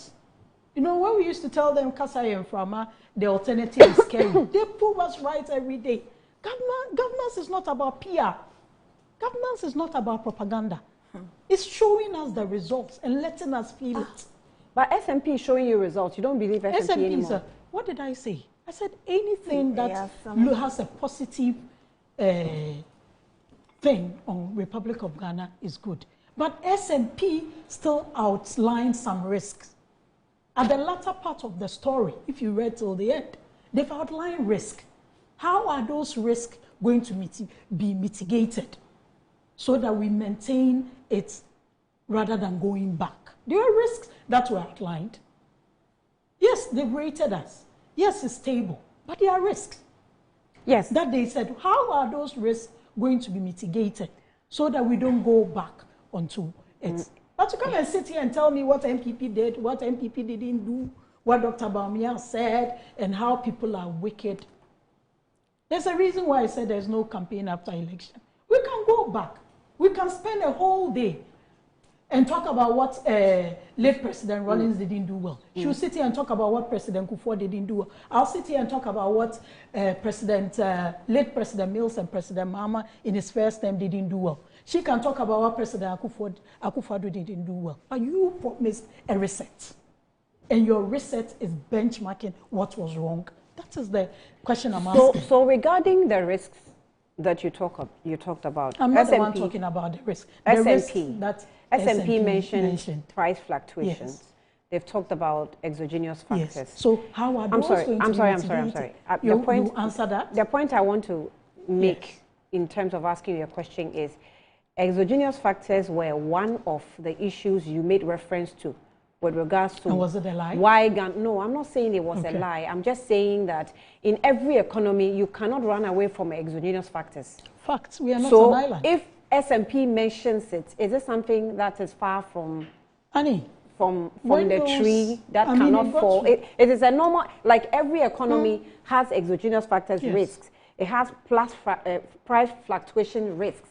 You can't run away from it, right? But in fact, when it comes to the dollar and the cedi relationship, we've made reference that the dollar itself is weakened, and that's why Ghana's cedi is benefiting. That has been some of the arguments of people. They are saying it's not even any efforts put in by this government. It's just by exogenous factors, which is very normal in every economy.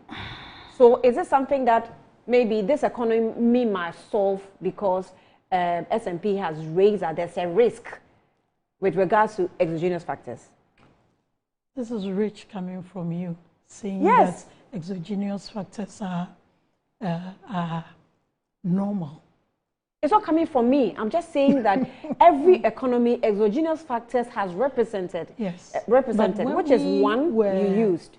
Explaining, Annie, for how many years?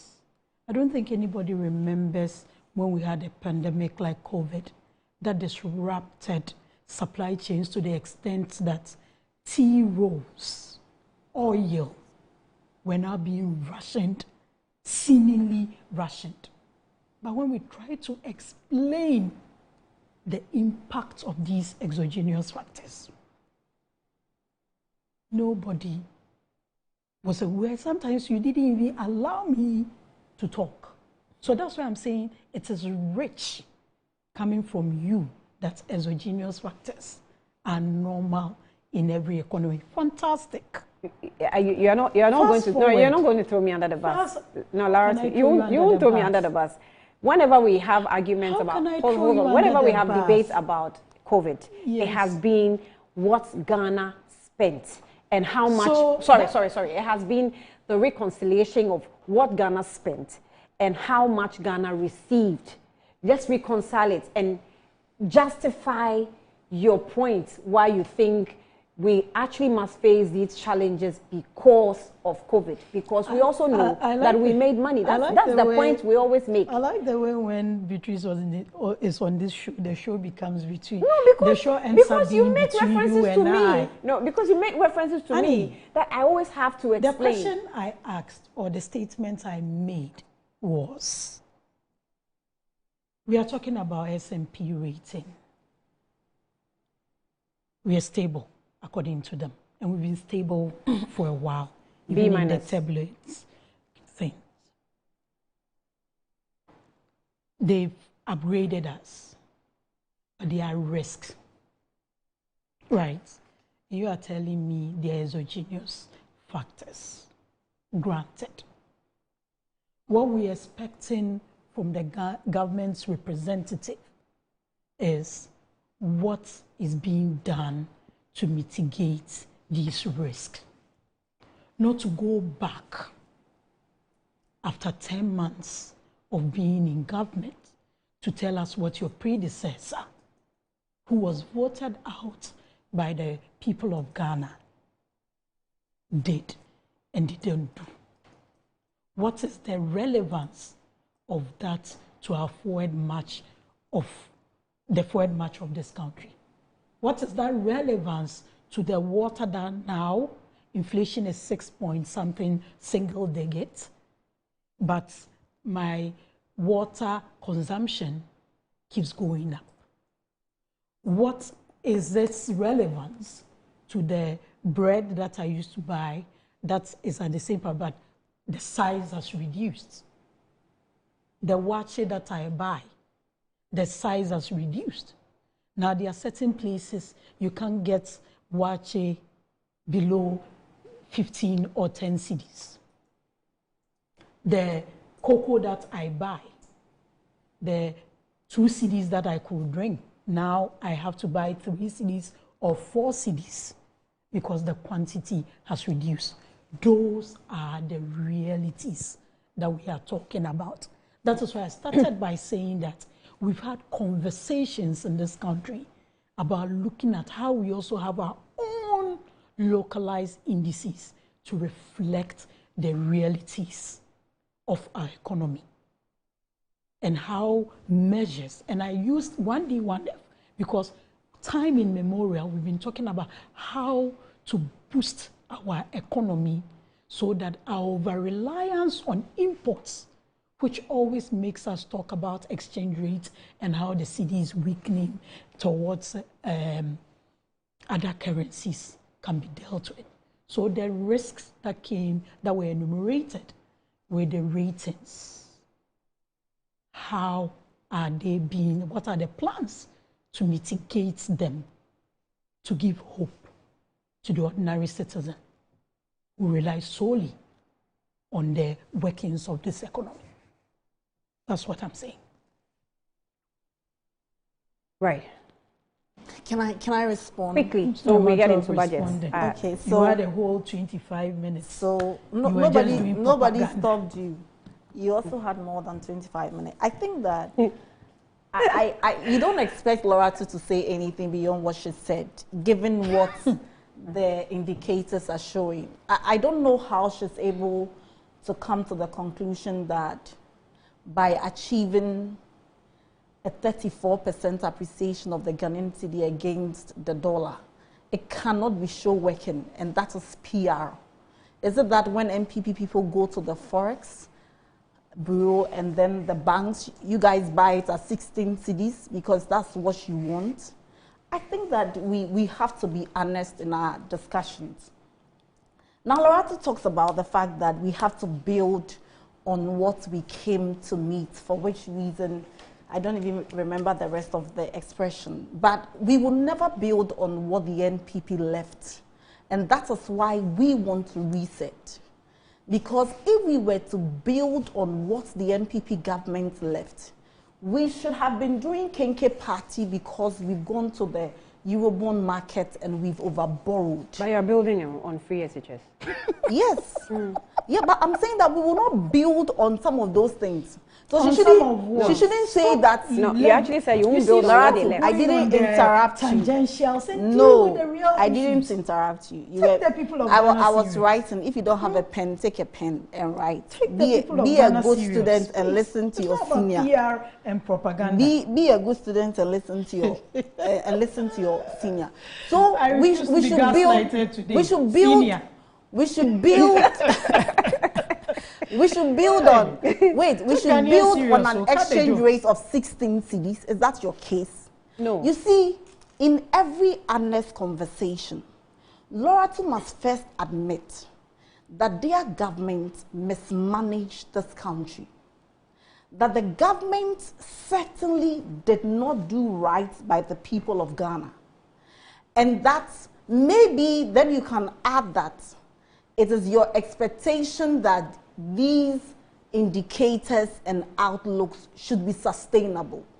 Because what we are looking for as NDC is your ability to sustain these gains. Because she herself admitted. Which gains? Based on what? 10 months, you changed everything in this economy? Is that what you're saying? Loratu, do you changed everything in education? Do you have in 10 access? Months? Do you have access to a contrary data?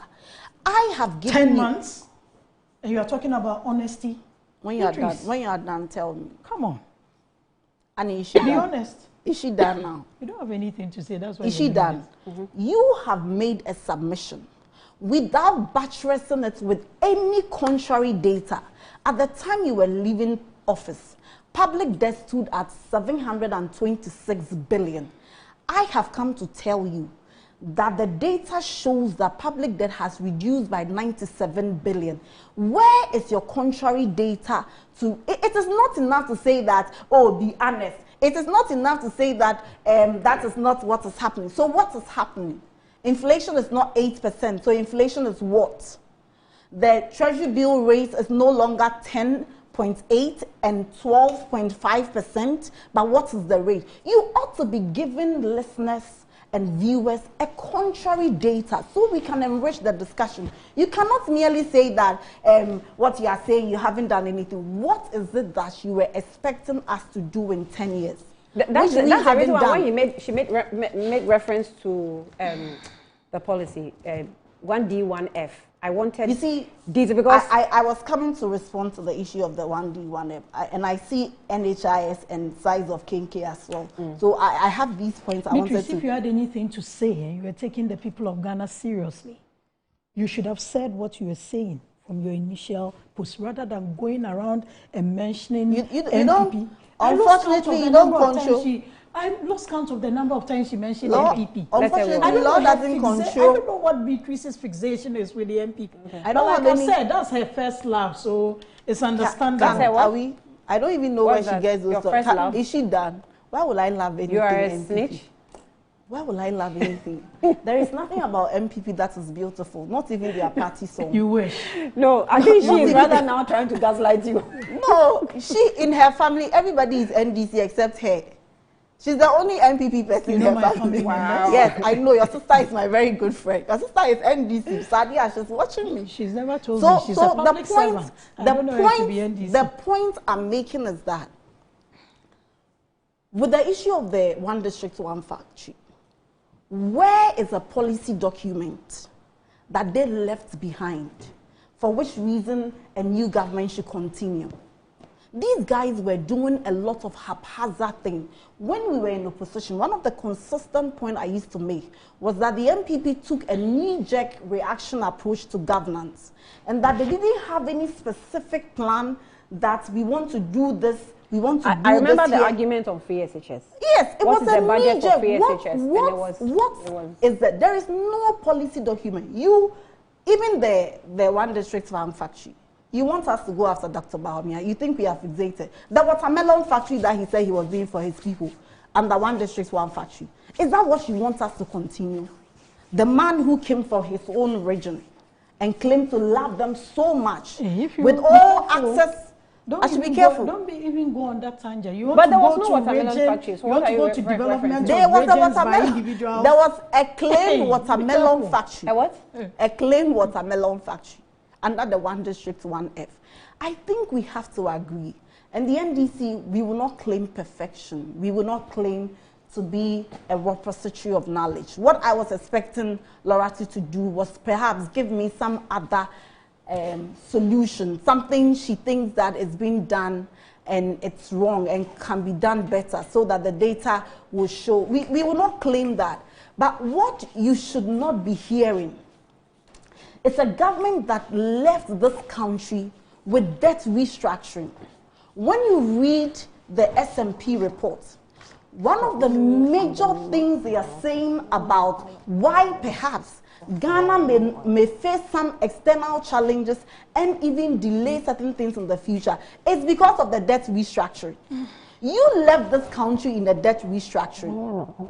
Your own president's sister, Sophia Kufu, was a lead demonstrator. Together with Nanado's classmates, people he sat in classes with, who did not have the benefit of doing politics. He took away their savings. People lost their money. My friend's father lost the lives from the shock. Is that what you want us to build on? We are not where we want to be. President Mahama is not where he wants to be with the country. But we certainly are not where we used to be. And you cannot downplay these gains. And you say what? We are fixated about the MPP. But who caused the mess in the past?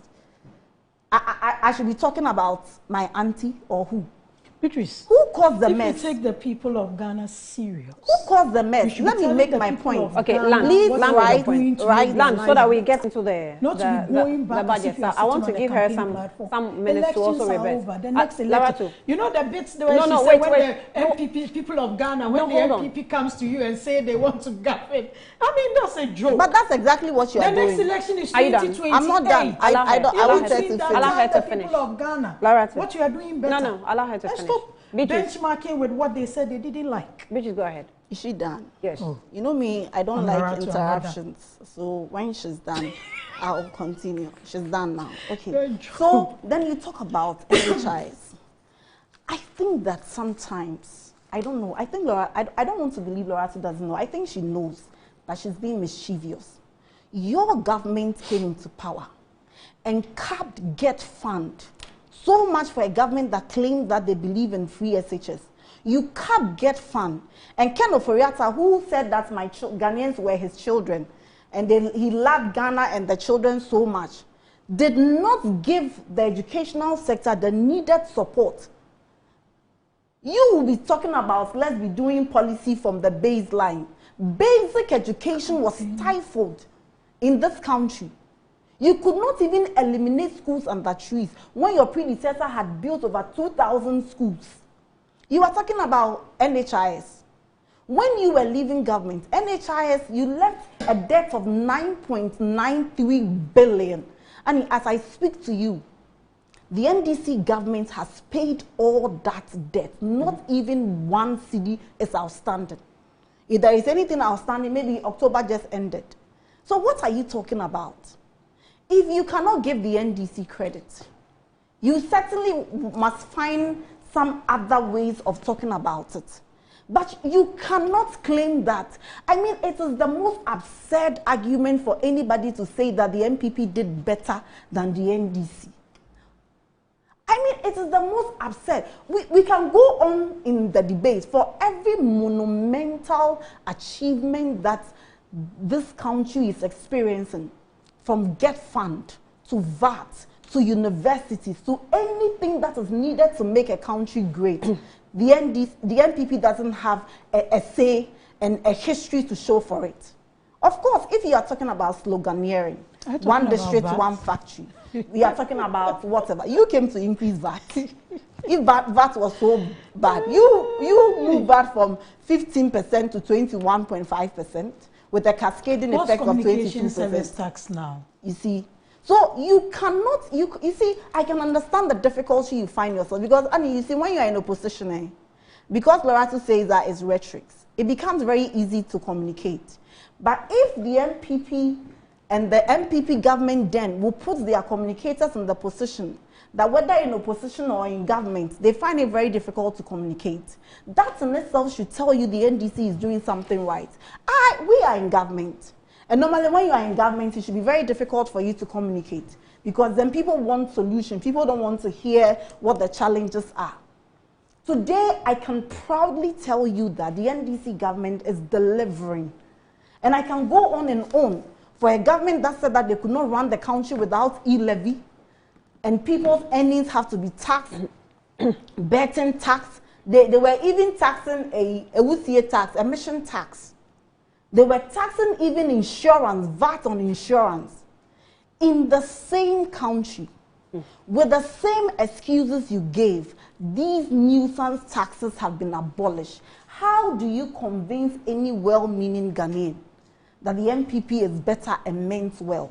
So it is not as if we are obsessed with the MPP. There's nothing attractive about that party. Is it Abronya that we are jealous of? The 9% base increment. How much did you promise to do when you come into power? We didn't promise a percentage because for every time you need to negotiate with them on the basis of the economic outlook. And so earlier in the year, I remember President Mahama himself was in the negotiation, and then recently also there is. So we didn't, and you see, and that's the difference between the MPP and the NDC. We don't, so that's the challenge. That's the challenge you have had with us, that we don't engage in rhetoric. I'm giving you an example in the north about I didn't over say 100. No,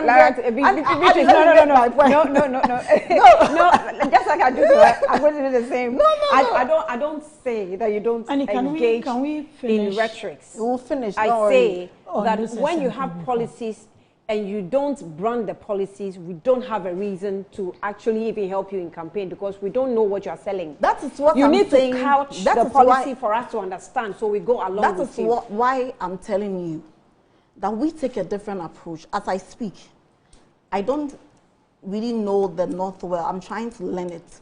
But in many communities, I know that over 100 communities have been connected to the national grid. You know why you don't know?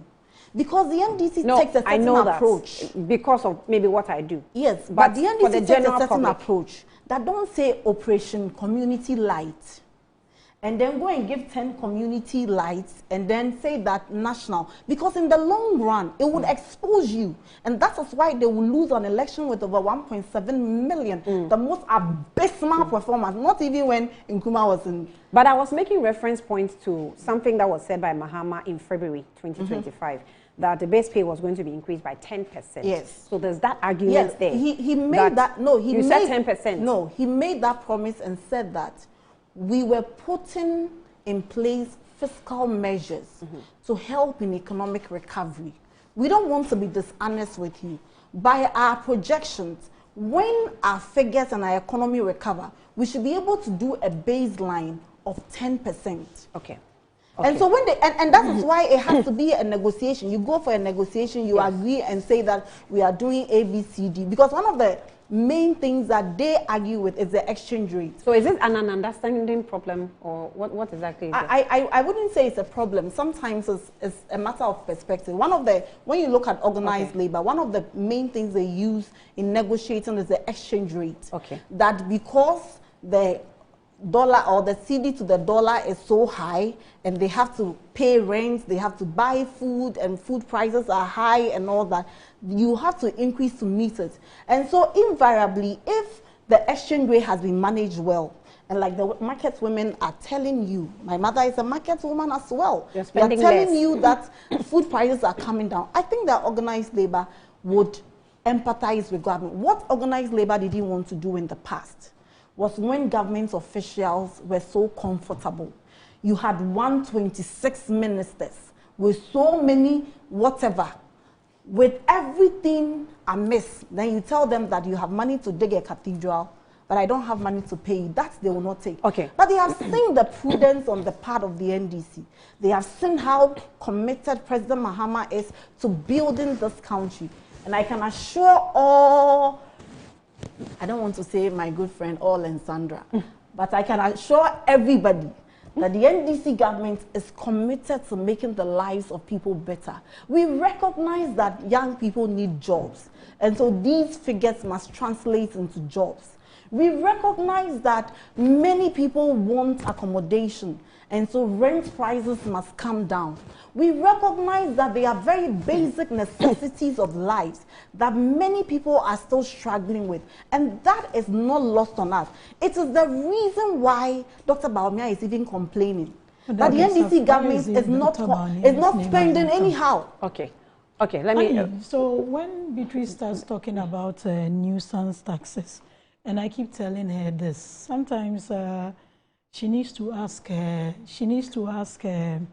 seniors what happened between 2012 Were you there when Ghana gained independence? No, 2000. Were you there? Did you ask Nkrumah? In 2016. Did you ask Nkrumah how Ghana gained independence? Nuisance taxes. This was a government that put 17% on financial services, 5% on real estate. They are back. You see how you get text messages from your bankers, from your insurance policy holders, how your premiums are increasing by the day. That's the government that put 17.5% VAT on. Can also abolished by President Akufo-Addo administration. I mean, real estate 5%. They did a lot. There were about 11 of those nuisance taxes. So she should be the last person talking about nuisance taxes. The bottom line is, whatever you say, whatever PR you decide to do, we are not telling you to be cutting ribbons for TikTok pages. What we are telling you to do for us, and by virtue of the social contracts you have with the people of serious economic discussion. It's about the realities of the economy. It's about the issues. If you are cancelling you got to know that in opposition. You're talking about honesty and you're talking about people. You got to know that only when you left the largesse of power. People finding it difficult to communicate. What is your issue whether opposition communicates well or doesn't communicate well? But it's the fixation of Beatrice when it comes to the MPP and Dr. Bawumia. But the bottom line is, whatever you're doing, and if you really prioritize what your mandate is, you won't come and trivialize the issues when you are giving the first point to call, of point to talk. You tell the people of Ghana what you're doing, how you measures you're putting in place to mitigate the risks that have been enumerated, and how this country can be better. As for the propaganda that they do and the PR they do, it's becoming obvious. Their karma visited them too early because the way they spoke, and they've really proven to us that Kasa Yemframa, because the things they said prior to 2024 election and 10 months into what did we say that we are not doing? 10 months into your government, what did we say? PR and propaganda. We can only wish them well. No. And like I said, Annie, I want to challenge Laura too. I want to challenge Laura too. Challenge yourself, so my dear. tell me what is it that we said that we are not doing. I want to, no, you can't just make a sweeping statement that what challenge yourself. I challenge you to tell me what we said. How the water I buy will not come at a higher cost. And we said we were going to reduce your... I buy will have the quantity commensurate to inflation rate and the realities. Those are the real issues we are talking about. As for what Dr. Bawumia did, as for what the MPP did, we can, like I said, we can talk about these issues, what government didn't do well and didn't do right from 1992 till now. So for food prices, even if the prices have reduced, the sizes of Banku and let's and Kenke has reduced.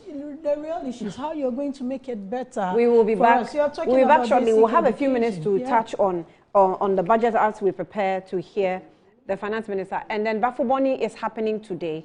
When I say Bafuboni, the new Chief Justice is going to be vetted today in Parliament. Like I said, you saw the pop-up on the screen. Myself and Kwesi Afriyie will sit in as we bring you a live preview of the program from the August House. So let's take a quick breather. When we come back, we'll touch on that, and then we'll have a final word before we sign out. Back shortly.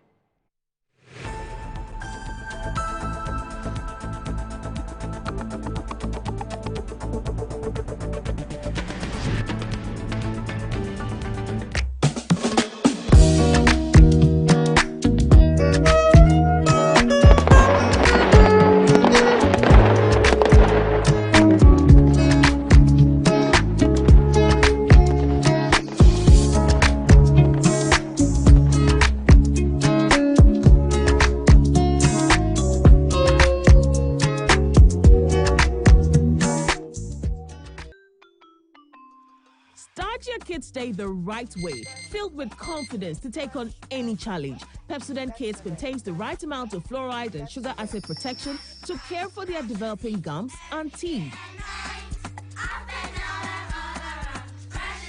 Grab either orange or strawberry so they brush with the sweet flavor they love morning and evening. Pepsodent Kids, giving your children a bright smile for a brighter future. Ghana's biggest real estate event is back, and it's even better. Looking for your dream home? Want to invest in land or explore real estate opportunities? Then don't miss the 8th edition of the Mikasa Home and Property Fair. Meet and connect with Ghana's leading real estate developers, mortgage providers, home improvement experts, and more, all under one roof. You'll also get access to free seminars and expert-led info sessions covering everything you need to know about buying, financing, and owning property in Ghana. Date 5th and 6th December 2025. Venue, the Icon Event Center, East Legon, a minute drive from the East Legon Tunnel. Time 9 a.m. to 7 p.m. each day. Attendance is absolutely free. Register at mikasa.com/fair. Headline sponsor, Gold Key Properties. Platinum sponsor, Clifton Homes. Media partner, City FM and Channel 1 TV.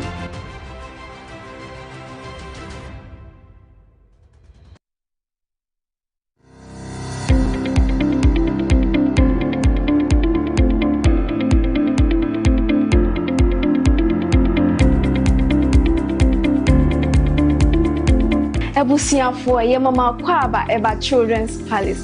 Nkwala nyema nyina fie enye.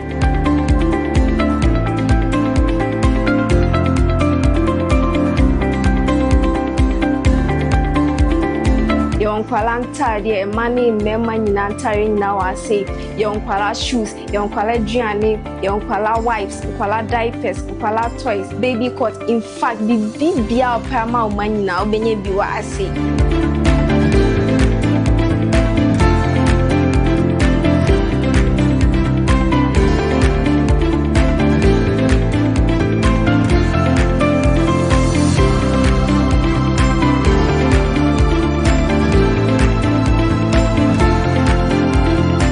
Located at East Legon Hills, Nana Krom KFC.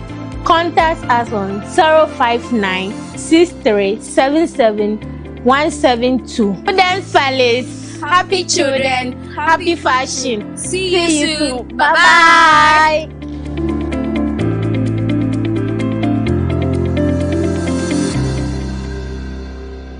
Wabedum time aso. Hey, J. Watch it, na learning. Missy, watch and learn. Makwaya mabesisia. Abozege. Akache say no ya konate and the more drink woman. Hey. But I didn't mean. Oh, sorry. She knew her old days. Eji. Dabio, baby wom. Ready. Hey, baby wom. Ah, Aji. I'll cause some discomfort.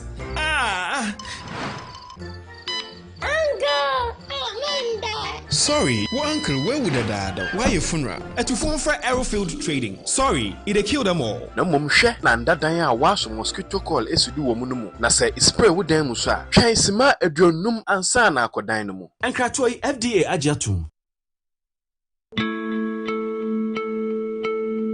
West Africa's soil yields global treasures. Cocoa, cashew, shea, and cotton. They power industries across the world. Yet for our region, the greatest value still slips away, exported raw, taking with it jobs, industries, and the promise of shared prosperity. The real question is no longer what we produce, but who captures the final reward. True prosperity lies in the value we add right here at home. That's why the 4th edition of the EBIT President's Roundtable will gather the architects of Africa's prosperity and Africa's transformation to answer one defining question. How do we finance the journey from the farm to the port? Join Dr. George Ejekum Donko and some leading experts as EBIT leads a high-level dialogue to unlock financing, empower local industries, and turn West Africa's raw potential into industrial power. Be part of the conversation redefining our economic future, live on Metro TV, DSTV Channel 277, and EBIT platforms on November 24, 2025 at 11 a.m. EBIT President's Roundtable 2025, from the farm to the court, financing the value chains of West Africa's cash crops. My name is Anita Erskine, and it will be an honor to host you.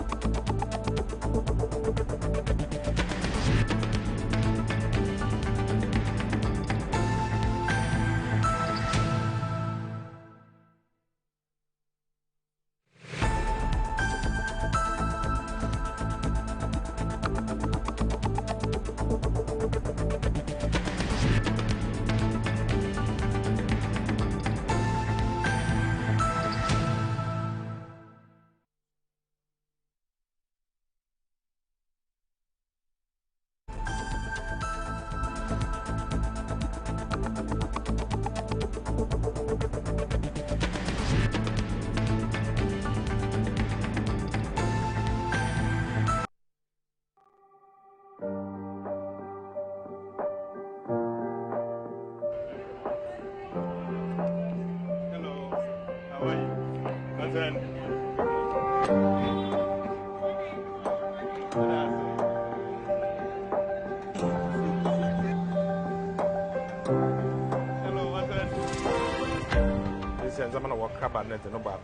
sister, be that stable. On jump to be on one side. See, you're okay. On the end, you're okay. But then, maybe I will call. Good one. But I'm Papa. From our 247. The way so economy why is stable in Canada man. When you are doing one.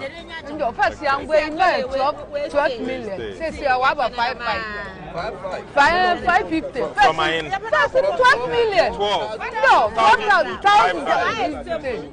Why is stable? Dollar no na didn't you know one more old dinner than yes strong one.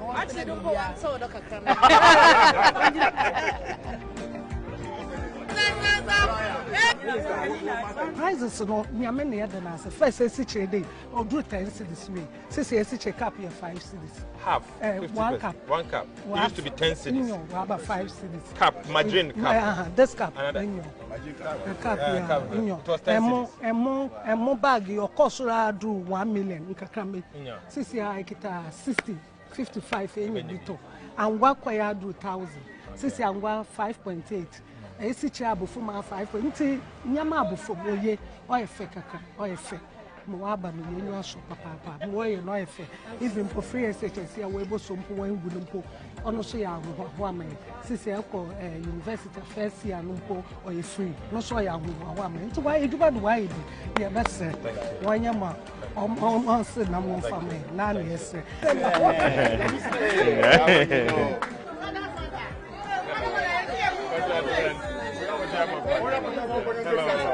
Hello, what's that? The young papa you yet. They are saying I'm no man abandoned. No to me, Yamon Sin down. Nemons canon broken, canon down broken. Oh, dollar, Stefano, Odu baby no Jim Kayachesina, Yan Sankan. Since I am an album, Yan Papa Ben, Yan Cano do Melano dear. On some small broken man. Eja, I am sure yet since young to Montoni, Yamin strong. Thank you very much.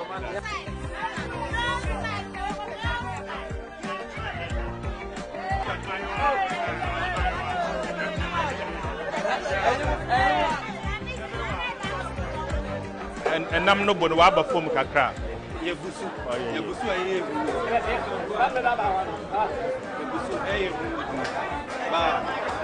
This one ended my office.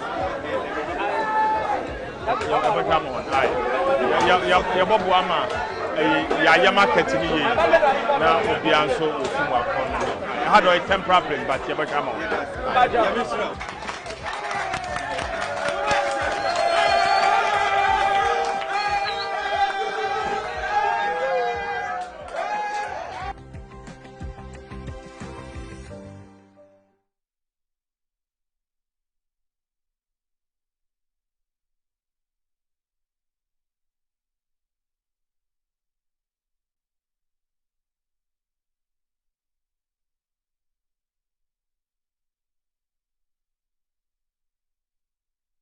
Okay, just a few minutes to spend on that. But that is what the work the Finance Minister tried to do before presenting the budget come Thursday in Parliament. So we'll also bring you the breakdown of what will happen.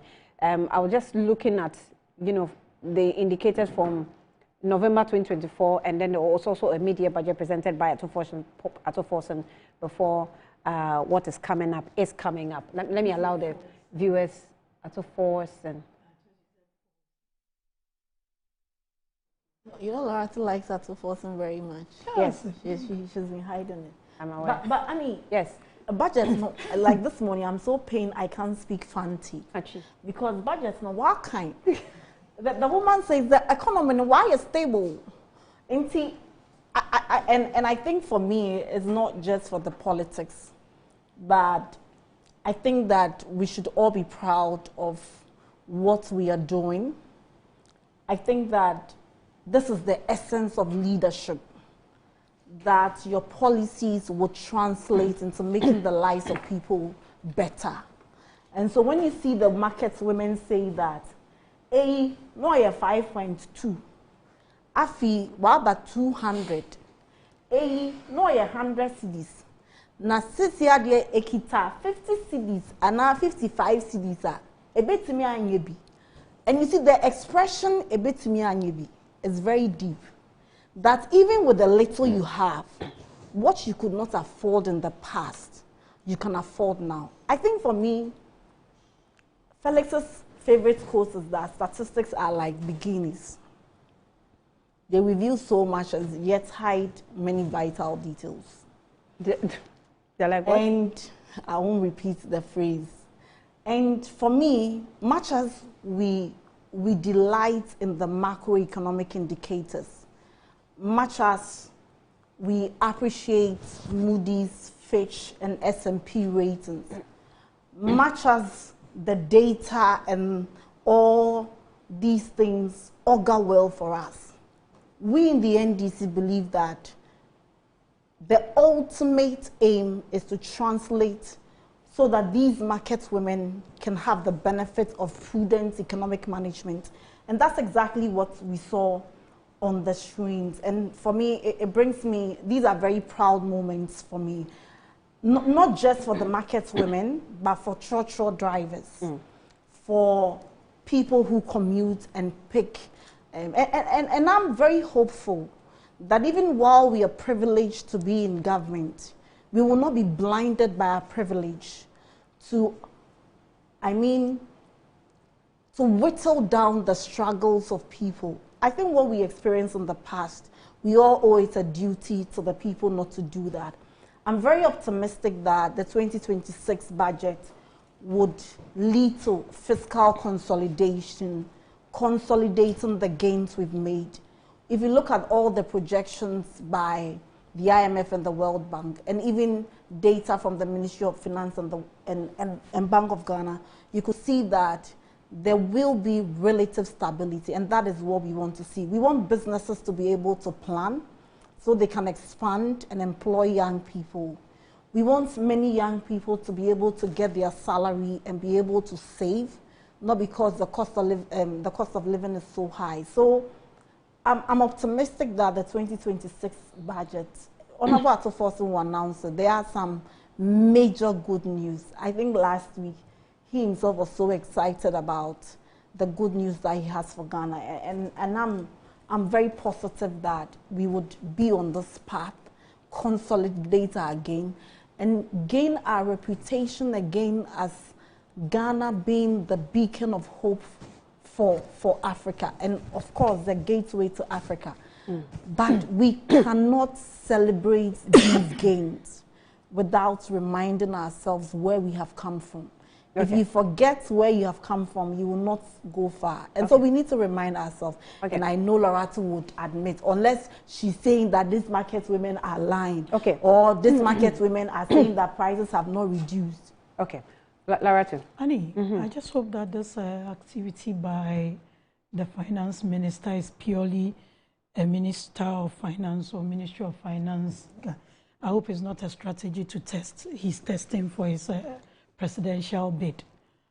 Be as it may, I mean, I've seen them counting down to the budget reading. It's about a few days. What I would love to see is a credible revenue plan. I mean, they took out e-levy and betting tax and a few of those taxes that were the main revenue streams for the previous administration. I just want to see a credible revenue plan that will rid us of nuisance taxes like they gave us in their past between 2009 and 2016. I mean, agric, we cannot overemphasize agric and food security. I look forward to seeing something. In the 2025 budget, there was no clear budget line for the 24-hour economy that was their flagship. Hopefully, we see something because creation of jobs for youth is key. And they promised that, and I hope we see something significant. But in addition to that, I think that I also love to see or hear something specific for the creeping or alarming rate of drug use and indiscipline in our schools and among our youth. Because if we are creating jobs for targeted at youth and young people, they should be sane enough and disciplined enough to be able to use it. So I want to see something specific in the line of this. Because I remember 2019, a committee led by Bright Appiah, Child Rights International, submitted a report on drug use. It was around that time that there was a report that 54% of students are using, and you don't laugh, it's serious. 54% of students in junior high school and senior high school were using drugs. And I think I want to see something like that.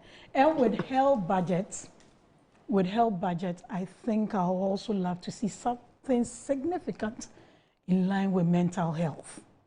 With all these reports on pedophilia, defilement, and all those issues that last week you dealt with, a very traumatizing issue. I think it will also be great to see something very significant for mental health. I mean, that would depend on the budget allocation for health. That's what I'm saying, that with the health component, I mean, there should be some conscious effort, because the murders, the defilements and all that. I mean, if the bit that really got to me was when, was it the child desk or whatever, gender desk officer said that if you go into that particular school, you can have up to 50% of the girls in there who have either been defiled or suffered at the hand of this. It will only take someone with serious The gentleman has his shop right at the school. So the children are tempted to go and buy surface and things. I mean, and he's taking advantage of that. So I would love to see. I mean, those are, but like I said, I just hope this is purely a Ministry of Finance and not a strategy that he's testing for his presidential bid. Because we've seen some working, we've seen some visiting markets, we've seen some touring. So I just hope that it's very unfair. Very unfair to finance. Very unfair to opinion. But I hope that is a purely Ministry of Finance even if it's presidential, wouldn't he be a better president than Nana-Addo and Bawumia? That are being run, he's there. He has not but he has not spoken. But he has not dissented. It matters not. But I mean, wait. So I can express my opinion. No, but I am sitting here. I don't think that I should bash anybody. When he hasn't said anything official about me, but equally in the budget, let's assume and take Laura's hope. Let's take her hope. Isn't Atuforsen 100 times better than the strength of Nana-Addo Bawumia, Professor Jan Bafo-Jan, and all together? She didn't bring the loves of her life into this conversation. What's the economic manager? Professor Jan Bafo. She cannot say you see their love. Combined, isn't it better? I mean, is it not like you? No, it's because your love is becoming she's even flirting. Okay, let's proceed. Let's proceed. It's better. The MPP and the people in MPP is becoming. Let's proceed. Don't worry. One thing I can assure you. Just about one thing I can assure you that we'll give you a better 3 minutes each on Bafo Boni and then we can wrap up. Candidate. Parliament, Grill CJ nominee. I'm reading from Daily Guide, and it says that the appointment committee of Parliament will today vet the Chief Justice nominee, Justice Paul Bafo Boni, at the committee room of Parliament in Accra. The exercise will, which is scheduled to start at exactly 11 a.m., marks a crucial step in the constitutional process towards confirming the next head of the judiciary. It follows President John Dramani Mahama's decision to remove Chief Justice Gertrude Torkornoo from office. According to, well, I don't know, this write-up, okay. According to the statement from Parliament, public interest in the vetting has been particularly high, given the pivotal role in the Chief Justice in shaping the nation's legal and judicial direction. So that's what we're expecting today, which is what I've announced that myself and Akwesi Efriye will sit in the Kuya Boahima studio and bring you the breakdown of how the vetting analysis will go, the vetting exercises will go, bring you a live streaming first, and then we come back with the analysis. Beatrice. Yeah, I haven't had the privilege of appearing before Justice Bafuboni before. I hope I get to have that privilege before he ends his term. But I can only wish him well. It's an opportunity to tell the world what his vision is for the judiciary.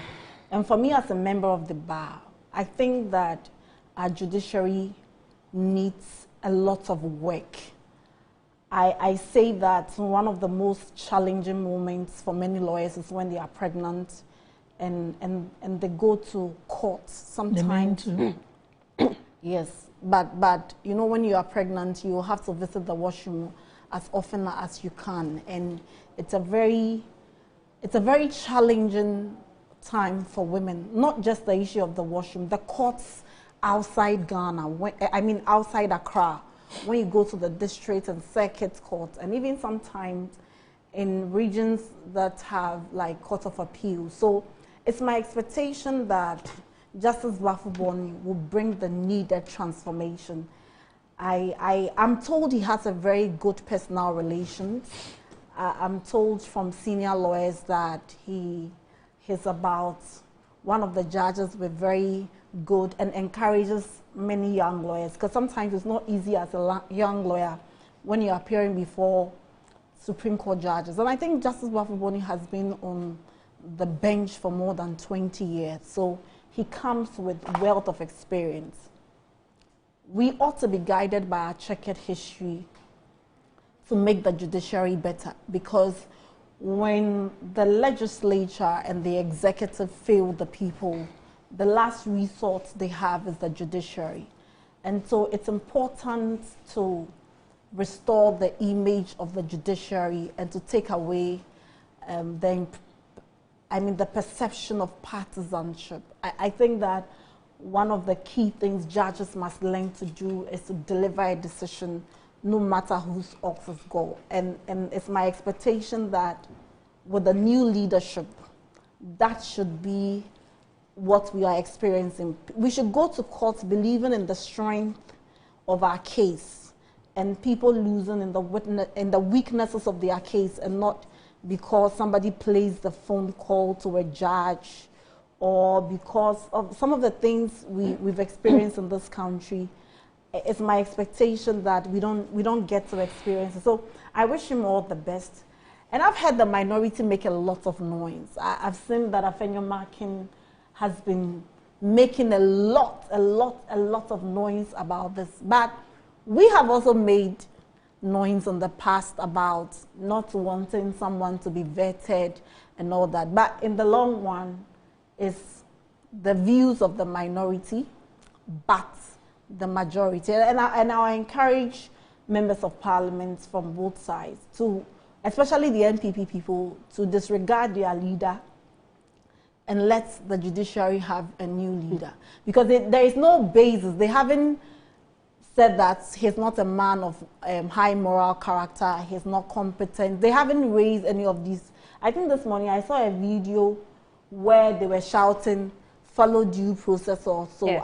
I would love to hear from the minority. Maybe Laura can help us. What due processes were breached, you know? But otherwise, I don't see any limitations. And I wish my Lord, the Chief Justice, all the best. And we hope that he would do something. And he shouldn't. Normally, they concentrate on the bench.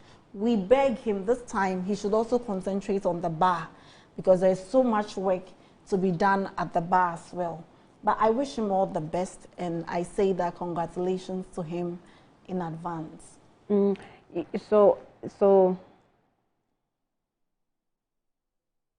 me just read this for you for some clarity before Loretta comes in. It says that the minority in Parliament has vowed to resist the vetting of Chief Justice nominee Justice Bafuboni, scheduled for Monday, November 10. Justice Bafuboni, who currently serves as the acting, is expected to appear before the appointment committee to be confirmed as a substantive head of judiciary. But the minority insists that the process must be halted until the legal challenge is filed by the Chief filed by the removed Chief Justice, Gertrude Torkornoo, are resolved. Raising the matter on the floor, Parliament Minority Leader Alexander Afenyomarkin questioned the haste to proceed with the vetting despite pending cases at both the Supreme Court and the ECOWAS Court. I think that's what made them raise the issue of processes. Laratu. Annie? Yes. In normal circumstances, I don't think we've ever had this discussion when it comes to vetting of CJs. At least we've always had. You've forgotten. No, the strong stance of. I mean, they grill them all right, but not to this extent. Yesterday, I chanced on. I don't know whether I was on TV, but the profile of Justice Bafuboni, impeccable profile. I mean, under normal circumstances. I thought you were going to raise an objection to a profile or something. Oh, no. I'm listening. He's been there, he's gone through the various levels. I mean, he has been there. I think he was appointed by President Kufuor. You know, so he's been around for a while. But the moment you become a beneficiary of, I will say that, I mean, he's become a victim of circumstances. The moment you become a beneficiary of a seeming coup, these are some of the fallouts that come with it. I haven't really followed much what has been going on in Parliament, and you know how Mondays are, so I'm not sure what the stance of the minority still is this morning. But whichever way, he's just a victim of her circumstances, and it's just unfortunate that someone with his record has to go through all these back and forth. Because the moment the government decided to touch our only safe haven, which is the judiciary. When you describe it as a seeming coup, I wanted to ask a question with regards to the... You say you are attacking her, so don't ask. No, she will say that, why are you attacking me? No, even though that statement should not have been made. No, she probably wouldn't be the one who will even say I'm attacking. I know where the attacks will come from. When did I say you the attacks will come from somewhere I wouldn't be pleased with, so I'd rather not. They have been saying when you say seeming coup, when you say seeming coup, because there's been also arguments about the appointment of the just removed CJ. I don't want to go so much into it. If which you is still describe it, we don't have time for our last topic. What's your last topic? Her removal is in contention, isn't it? Her removal is still in contention, isn't it? So it's in contention where? Please give. She's still in court. Where? Which court? Well, she's seeking. Annie, please ask the question. I was quiet when she was there. No, I don't want to go there. What I wanted to say, educate. I'm not going to say. You are retreating. Yes, I am. Okay, so educate. I'm boldly retreating. Good. Yes. You are learning very well. Like I said, he's a victim of circumstances. When you benefit, when you benefit from a seeming coup, this is what happens. But let's see how it goes. Expression at the end thereof. Okay. Okay. I'm going to do. Annie, I want good to morning. find out Let me the read show. this. Annie, please, good morning. Please. Talking about the first love. I am Laratu's first love. I am Hajia Laratu's first love. Who is this? The first love she never met. Good morning, ladies. And then she says that Hajia, I'm fixated on the MPP because we want our pensions, savings, and other financial instruments that was stolen by Papa Ken Ofori-Atta back. No, this is Kojo Papa Chumbuaka. refused to leave us He's in his children. Some time ago, when he was asked to resign, Papa is now crept out of the back door, and is hiding in Virginia. Some people say and he will send this message. He is refusing to come back to account for the stewardship. Eja, Sambra, why? Your kids have missed you. Who sent this message? Sweetheart, today is my mom's birthday. Please wish her a happy birthday for me and the whole family. So it's the birthday of Kojo Chumbuaka. I said it. He's the only one who sent this message. And he's the boss of the financial intelligence. You know, I saw a picture of him with curls. I was like, hey, this man is really... Wabobra. You know, so happy birthday to Kojo Chumbuaka. But he should... I'm surprised he's not talking about the fact that we demolished Liverpool yesterday at the Etihad. Why is he not talking about it? Because it's very irrelevant. Yes, the last time I was talking about Man City, he said I don't know anything about football. We gave them 3-0. He taught me something he called... He didn't say anything. For today, pardon me to use this word. Blue precision and red incision. Yesterday at the Do you know what's called bitch watching? What's what? Bitch watching. No. Okay, so he taught me something called bitch watching. That's when you watch football of the teams you don't like. And then that team you don't like, they are scored. That's what bitch watching. You are supporting football. Please let me have 1 minute. No, and let me wish read her a mother, few minutes. her mother a happy birthday. Yes, I've happy met birthday. her a number of times. Oh, okay. And she's a real matriarch. But he's your client. You know that? those women That's, that Beatrice's yes, client. he said it. you know the mother is a strong woman. You know those women that when you see, you know that they know what they are doing. And this even is Chumbuafo's mother. Yes, and even when I met her, I think she was 80 or so, and the woman, she's on form. Has he returned to his church? Remember, Which he church? resigned from his So church. happy birthday to you, Chumbuafo, he's Mommy. a man of his word. And from the So brothers, he hasn't returned. Oh, okay. from the brothers and everybody, I think that I love that woman so much. You know me, I like strong women. I like strong, even in NPP, You know, he said I like their strong he's women. still on. I don't know how he put it, but he said when Yoko arrested him, he was on bail conditions. He's still on it. He's not going to free himself because it reminds him of what not to do. So he's still going to stay on their list. So sometimes when he's traveling, they look at him, they look at the document, and they say, and then if you look at him, you wonder, should I stop him while he's So, Kojo Chumbuafo's mom, I don't know her name. He didn't add her name. Even me, we call her Mommy. So Mommy.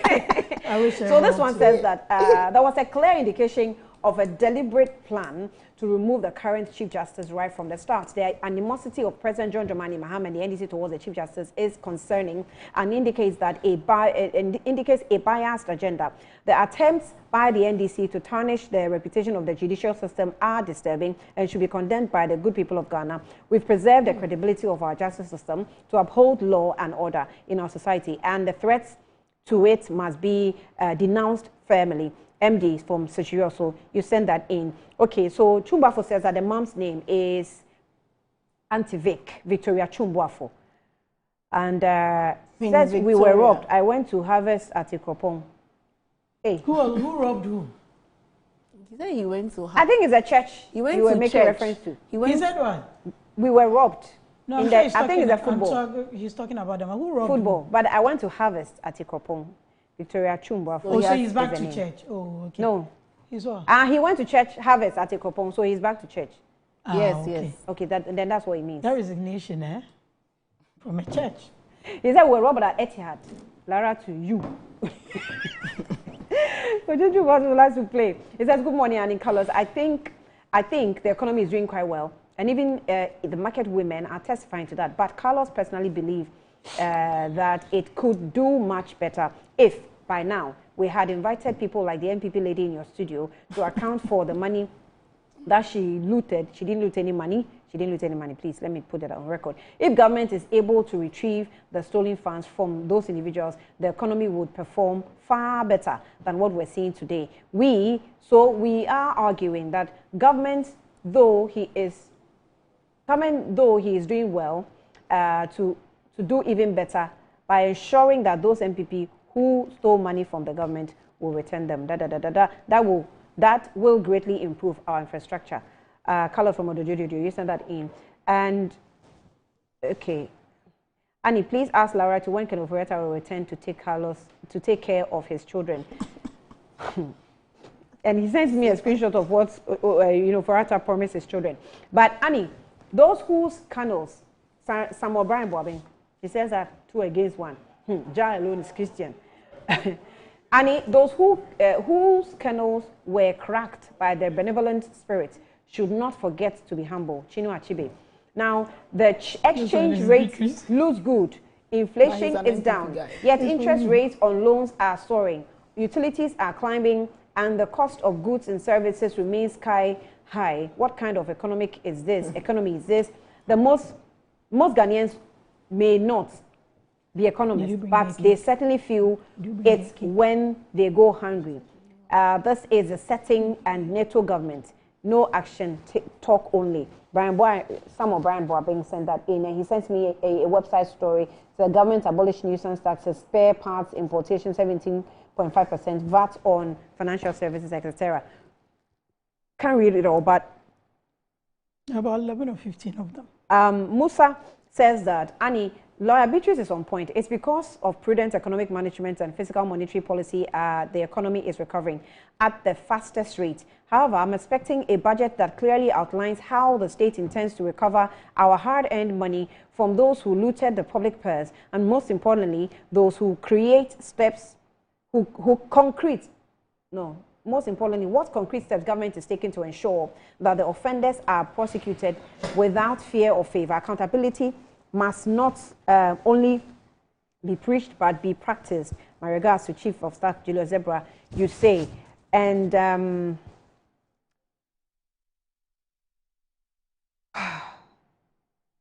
Simon has sent me a poem. The poem is long. I'll read parts of it. From corridors of Agbololov, Nolopi, Amega, Awajira. It says that a people that forgets its yesterday will sell its tomorrow for crumbs. From the corridors of Ogbolovi, Nolopi, electoral area, here comes a poem to ponder over, a humble reminder to all sons and daughters of Ghana of how soon we have forgotten, and even if we have, I am here to humbly remind us here where we have come from and where we are going. I'll pause there. It's a long poem, so you can go onto his wall and read it. Okay, so our time is up. But Eben from Kwabena said, let me applaud Speaker Babing for doing the needful and telling the micro minority, no matter their brouhaha, the acting CJ will be vetted. We appreciate you, Speaker. Honorable MC. Okay, this one, this your duties. Don't waste my time. All right. Annie, my time is up. Do you want us to sign out for you, or you will sign out for us? I'm signing out. So I will. Why are you people looking at me like that? Because that's why we came. But why are you looking at me like that? Why are you going to cry? So it's been an interesting. It has been an interesting time with everybody that has been on Good Morning Ghana, and it's been. It's been. It's been an experience. The lady to sign out. It's been a growth.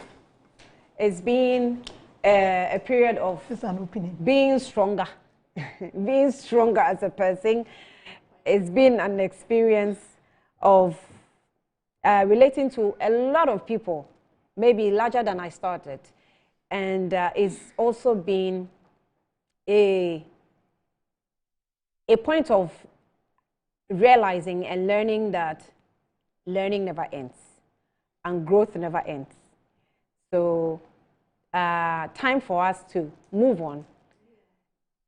Time for us to move on and grow and still serve the country. And also remember where we come from, where we started, and what we're going. I'm still available at any contact point you want to reach me. Today will be my final. Today will be my final day on Good Morning Ghana.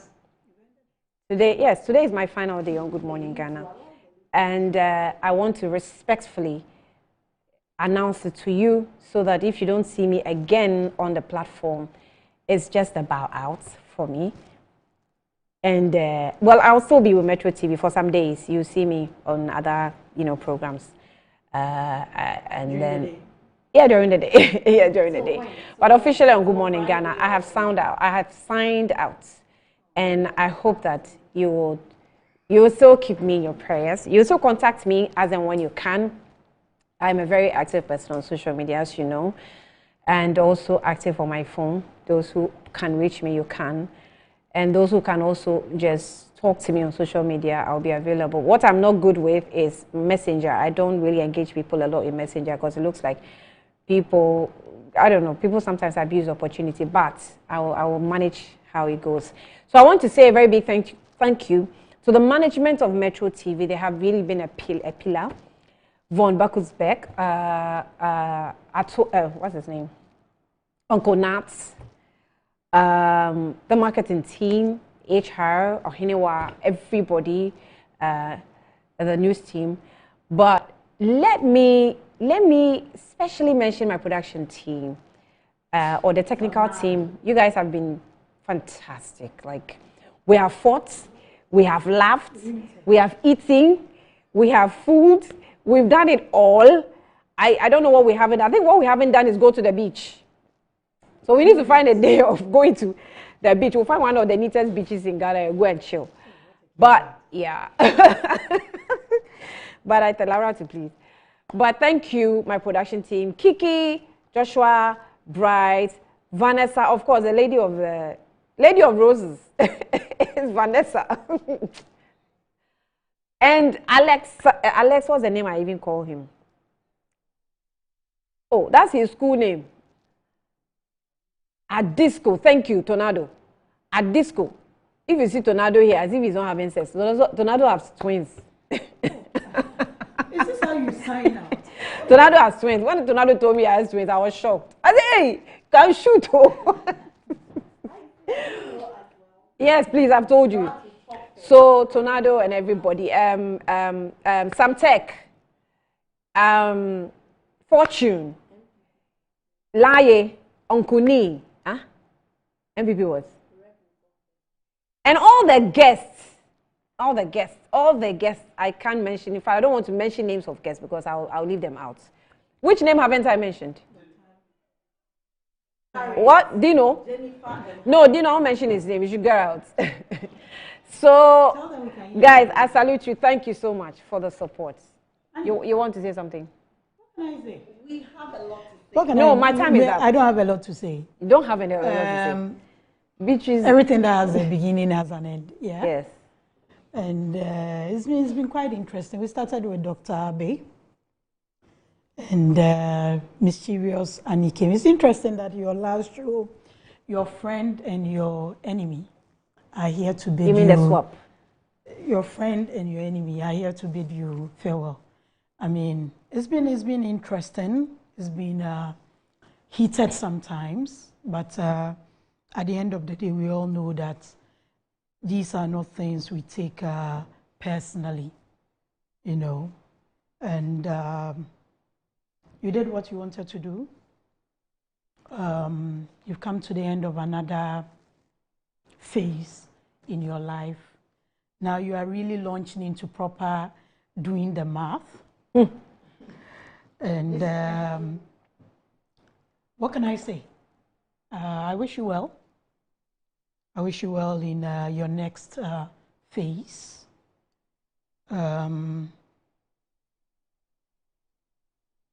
You've done a lot for Beatrice and Co. before they came into government, and now you're going to do more for them now that they are in government. So I wish you well. I wish you well wherever you're going to. You've been very, should I say, dodgy about where you're going. And I think it would be nice to... You guys are all over the place writing things. Writing what? Who is all over the place writing what? So I wish you well wherever you find yourself from here. And we'll think about keeping in touch. Thank you. But we know that now you are full-blown government appointee. Me, I'm not a government appointee. Oh, really? You're not? How am I a government appointee? Oh, you're moving into public service? You know, you've been quite dodgy about this whole thing when the story broke that you're going to the UK. But someone is at the UK already. Yes, I'm told you're going somewhere else, which you are not saying. But, I mean, the world has become a village. We'll definitely find you. We'll definitely find you wherever you are. But, I mean, on a serious note, I wish you well. I wish you the very best. May you excel. Thank you. In your next piece of life, and may God continue to guide and protect you. Thank you. Should I cry? No, don't cry. So it's been a very fantastic journey. And I think that for me, I have a personal story. I don't know whether anyone wants me to say it or not, but Annie has been you have a lot like of personal stories. A good friend behind the screen and very mischievous. Annie will not give you topics when you are coming on the show and will tell you it's newspaper review. And even when she gives you topics, she will change the topic when you sit down. So at every commercial break, you have to ask her, Annie, what are we discussing next? And it makes preparation very difficult because then you have to be reading health, archaeology, Zulu, everything. It's not fair to us. I think you have traumatized that. But sometimes when people ask me, why do you always like Good Morning Ghana? And then when we invite you to our platforms, you always say you are busy. Because you have backup. No, one of the reasons why I love Good Morning Ghana was that the first time I was coming to Good Morning Ghana, a lot of people called Sammy Jane Fee and said, don't put that girl on air, because we don't think she's qualified. A lot of people say JJC. And that is because they also didn't know me. And so I remember someone even called my madam and said, Good Morning Ghana is not a joke. Beatrice's confidence will be broken. And a lot of stories. But I mean, not even my mother knows I'm like that, because I have different personalities depending on where I am. Yeah. I'm that versatile, so depending on, I'm a different person from what you see on air. And then when I came, oh Lord, Loretta was the first person I met. She was very rude, I have to say that. And she was behaving like some senior communicator. And the first topic was energy. And how was I rude? So I won't forget. And this was 8th November. When I was you remember all that? Because Facebook reminded me just yesterday. Wow. You are guiding me by Apu. I guided you. You know how you guided me. When you say that this topic is coming, you should go and prepare in that topic. So the moment she comes and your mood changes. And from day one, and I changed the subject. So it's a lie. But what many people didn't know was that Sammy Jane Fee and I were communicators back in Kumasi, and I decided to leave politics and go have a different life. And I wanted to come back at a certain stage when I had certain things in place. And when I felt I was ready, I called Sammy on a Friday and I said, put me on Good Morning Ghana on a Monday. Communicator. And Annie made my first day because I was saying in my head, hey Annie, take your time. Me, I'm with the IES, so I understand energy. And Annie does that to everybody who comes on the show the first time. They try to make you feel good. I remember I came here with Ajwa. It was her first time as well. And you were very nice. We want to wish you all the best. You haven't told us entirely what you're going to do next. We are hearing... But you spoke as if you know what she's going to do. Yeah, because the government appointees, I have the records and I haven't seen her name in it. That's how come I can speak and say she's not a government appointee. But if it's public service, you should know. Oh, no. Public service. This is not a public services commission. Why are you protecting your friend? But that's what friends do. They protect each other. Who's going to do anything to her? Why don't you want to disclose No, I don't know either. How do I say? Will she be on please planet allow Earth? Me. You'll be on this earth, right? She'll be on Mars. Please allow me to finish. So I want to wish you the very best. I have a certain quote that guides me in everything I do. Is that seeth a man diligent at his work, and here I'll say at her work, he or she shall stand before kings. And so the moment you are diligent, the moment you pay attention to details, the moment you are good at what you do, you're likely to stand before kings. So I wish you the very best, that in your next life you should apply clinical precision to everything that you do. So that we will also benefit, because when you're friends, and people don't know, but Annie has been buying me a lot of clothes, you know. Annie is very rich, she has been sponsoring me. So please, if you see me in any nice clothes, that's like a lie. That's a probable lie. That's the only thing I will respond to. A big lie. Has told like 70% lies. A big lie. 30% truth. It's true. That one. Annie will see something and say, "Oh, I think this will look." And you have been doing that for Laura, but she's so ungrateful. She lies. No, you can lie, Papa. Let me. Are you done? No, I'm not done yet. Hey, you come in. Let me read this. So there's a gentleman who doesn't want me to mention his name, but He's been supporting a lot. Let me read, and he does that because of his relationship with Dr. Randy Abbey, and I appreciate him a lot for all that he has done for me. And he doesn't want his name mentioned. No, he says, wishing our beloved host all the best on her new journey. With your warm charm and dedication have made a lasting impact on our screens and in our hearts.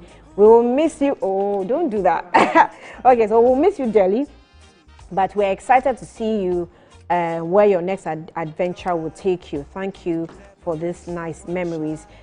Peter Auntie says that, good morning, Annie, hope all is well. The way you were sounding this morning, dear, are you leaving? Prosper says, hi, my friend, where are you going? Okay, so Moses says, Moses can do. Okay, Moses, good morning to you. I hope you're... Please add 3,000 to it. He should pay. Congratulations. Leave the studio now and go and pack your bags. Good morning. At least now I won't wake up Monday to watch. More you lie. You will. I mean, Moses, you will.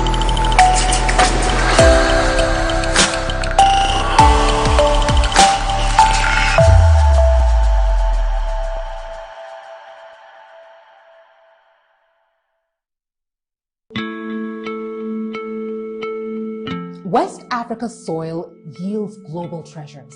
Cocoa, cashew, shea, and cotton. They power industries across the world. Yet for our region, the greatest value still slips away, exported raw, taking with it jobs.